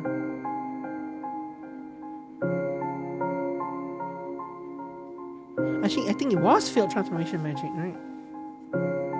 I don't remember this one. Any opinions? I think this is... So this bug was linked to... Actually, this bug wasn't linked to any specific... Wasn't linked to any specific man.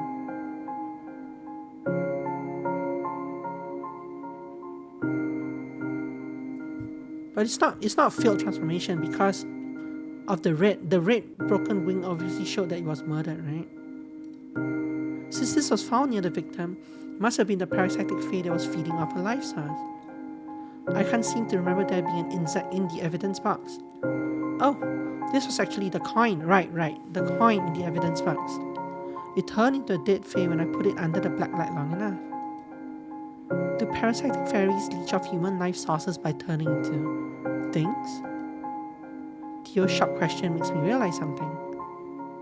Parasitic Fae are incapable of transforming to things. Ah, was this in the manual? So it seems there's a flaw in this theory. Wait a moment, it appears there's something I missed. What else you got? I don't think that was actually in the manual. That might be a thing I'm just realizing now. How does this prove warrior involvement? There's the ring. You see, Mrs. Moore's ring glows purple and red under black light.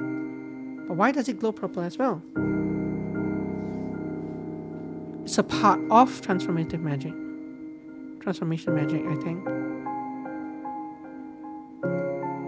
That is because the ring is a part of transformation magic, I think. When the parasitic phase transforms into a changeling or human look-alike, high fae magic is able to copy everything, including Mrs. Moore's wedding ring.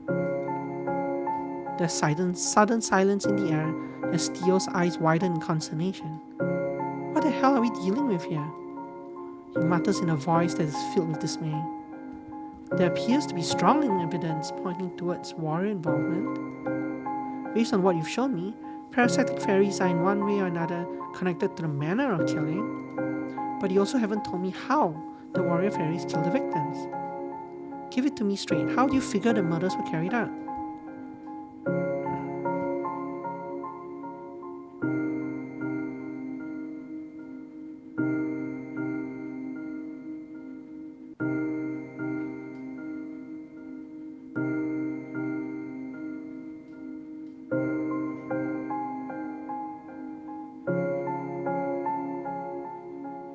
I think it's number 2, right?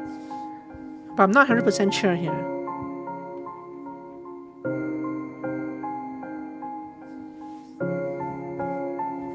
It might be number 3 as well.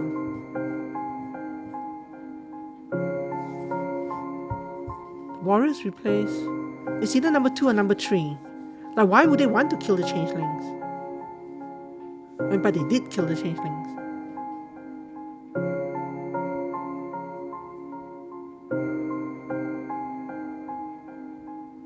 So the number 1 person died by ossification to a nearby parasitic fae. Number 3 and number 4 interacted with each other, but number 2 did not interact. Number 1 and number 2 did not interact with each other, right? It's definitely not number 1, the first answer here.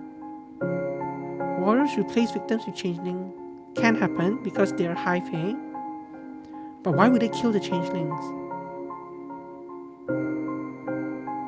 Plus, it's not number 2 because they killed 2 victims who were not changelings as well. Sorry, they killed 1 victim who was not changeling. We don't know who killed the arsenic person.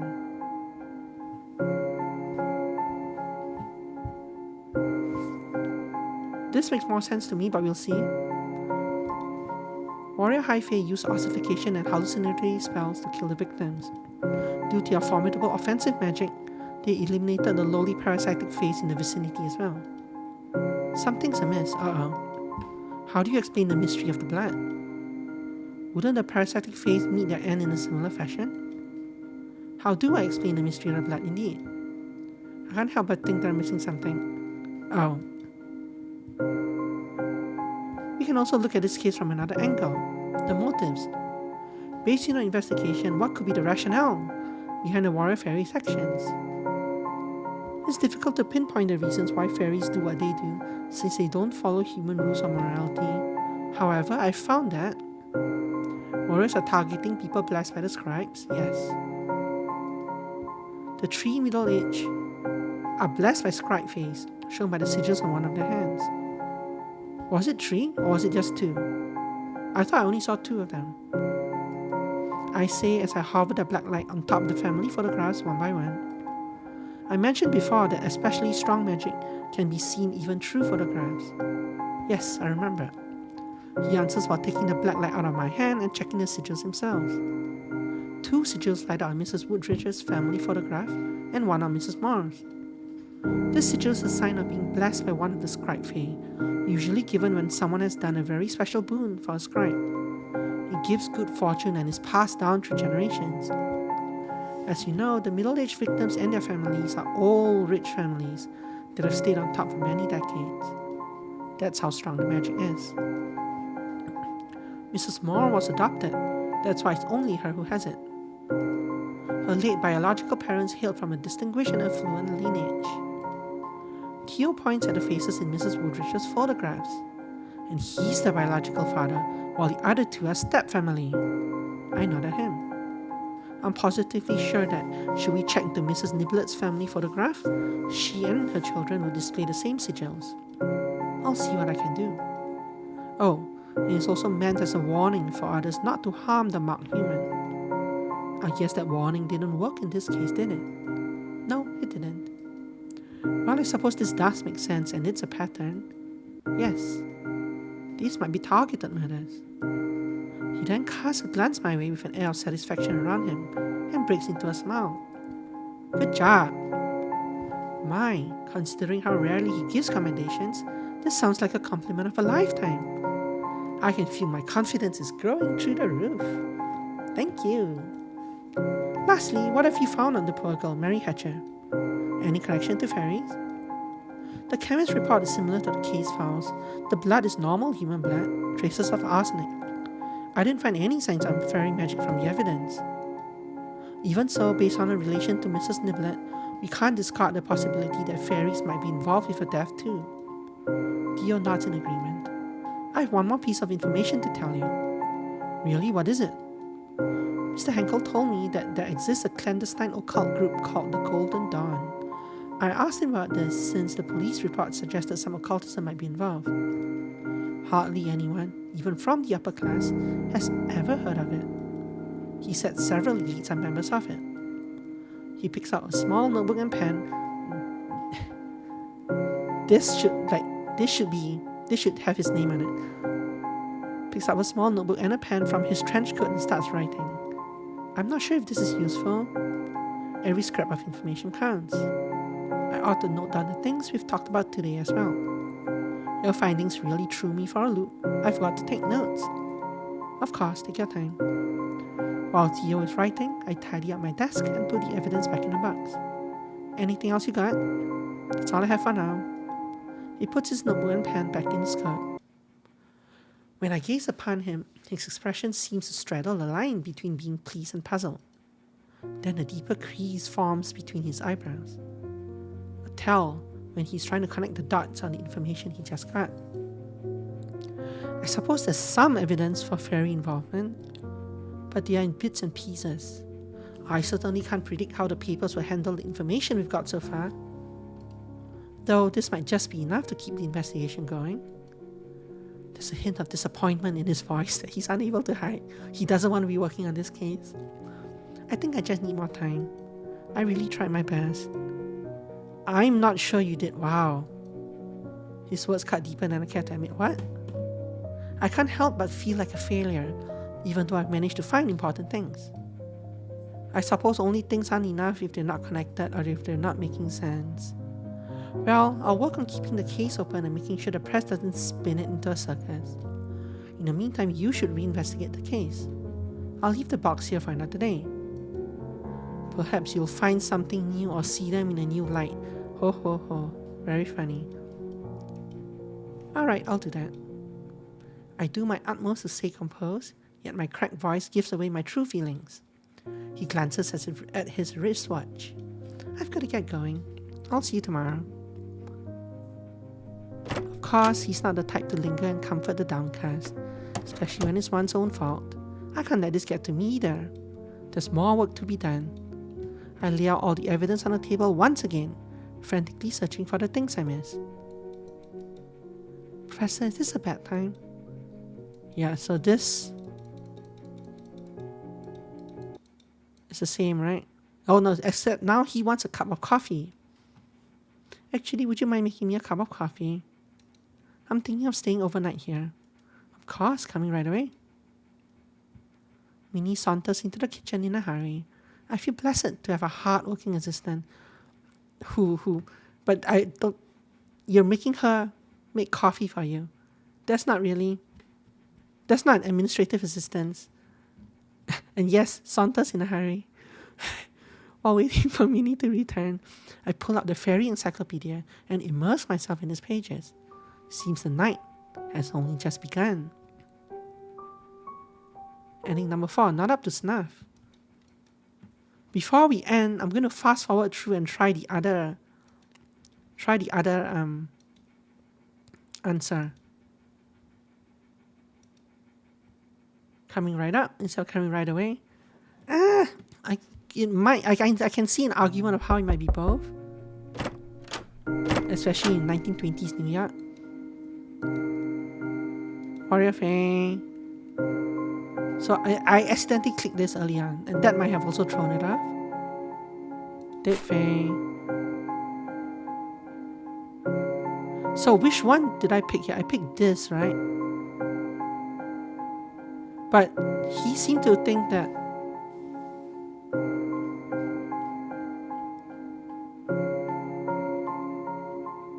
what does he say if I pick this?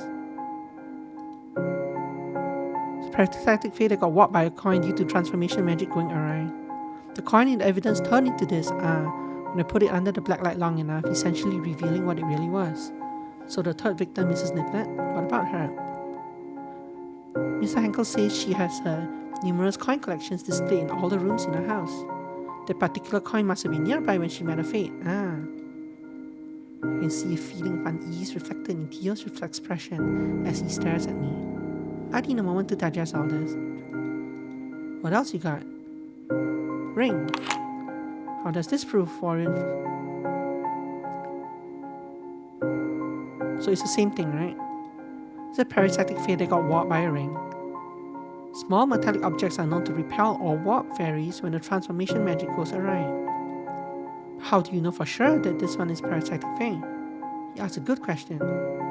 Normally, the body of a parasitic Fae will be revealed under black light. Yeah, this one is just a ring.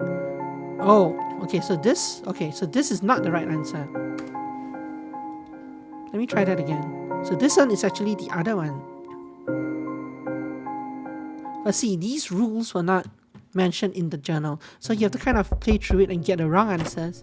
And then learn from there and get the right answers. Warrior Fae. Dead Fae. Failed. Ring. Power transformation.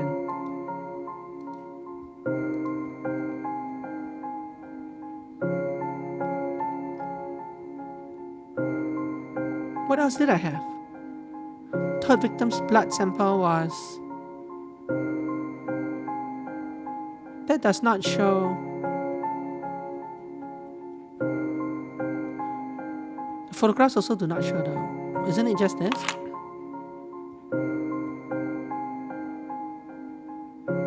Yeah, the blood is fairy blood.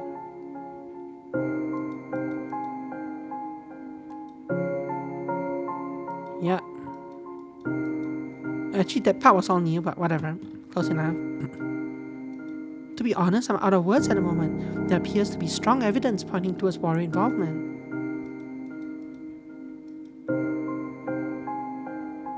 So we want to try this answer this time.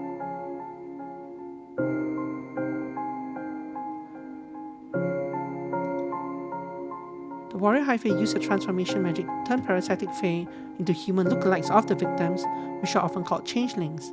Changelings? I take out the crime scene photographs of middle-aged victims and lay them out on a table. Using the magnifying glass, I show the oddity in the victim's hands to Thea. This is one of the possible anomalies that is likely to happen due to the complexity of transformation magics used in creating changelings. Basically how AI images are created. As famous as these ladies' families are, it would have been a big thing on the papers if they had 6 fingers from when they were children. I don't seem to remember anything like that in the newspapers, do you? No, me neither. Theo looks away as though trying to remember all the newspapers he has read. It also explains the missing iron in the blood sample, since the corpses are not human. I wait until Theo meets my gaze again before continuing. Then they murder the changelings using ossification and hallucination magic. It is done to cover up what they really did to the real humans. See, this part was not from the manual either. What they really did, like what? It can be anything. The real humans might be kidnapped to the fairyland, destined to wed certain fairies and bring forth offspring, or be employed as a slave, or tortured for amusement until they die. I shiver at the thought of it happening to the poor ladies. Theo appears to be unsettled by the same thoughts as well. Hold on, are you saying that they might still be alive? There is a chance. Yet the realm of the fairies is still an enigma, even for those who study the kind. The Faeologists in this university have barely met any living fairies. You're aware of how fresh this field is within academia, aren't you? Dear nuts. It pains me to admit that I genuinely do not know how to get him back. I will keep trying nonetheless. We both fell silent as though a heavy weight had settled in our throats, refusing to budge. We can also look at this case from another angle. The motives, okay. Scribes. This part we got correct, right? That might have been a new line, which is why the thing stopped there, but whatever. He heaves a sigh so heavy, I can believe he has the weight of the city on his shoulders. Even so, when he looks at me, there's a glint of something that wasn't there before.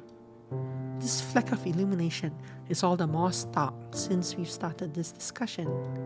It's hope, perhaps. A tiny delicate thing is blooming in this room to counteract the overwhelming darkness and despair outside. I always knew you were clever. That's me. But I have to say, you've outdone yourself this time. I'm impressed.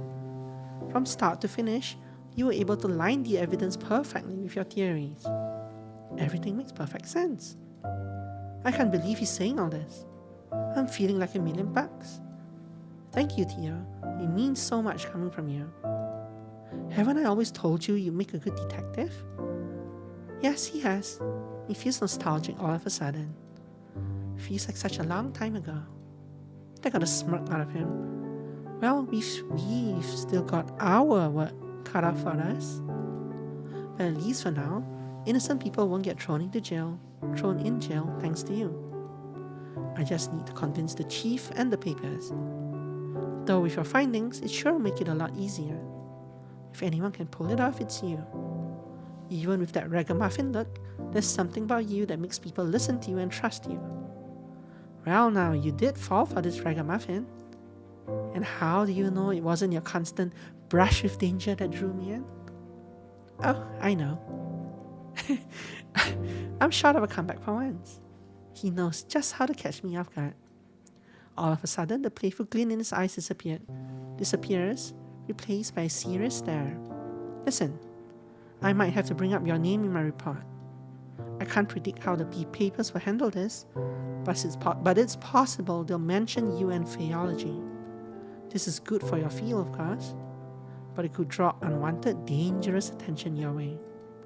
I'll be fine, Theo. I can protect myself. This is what the field needs.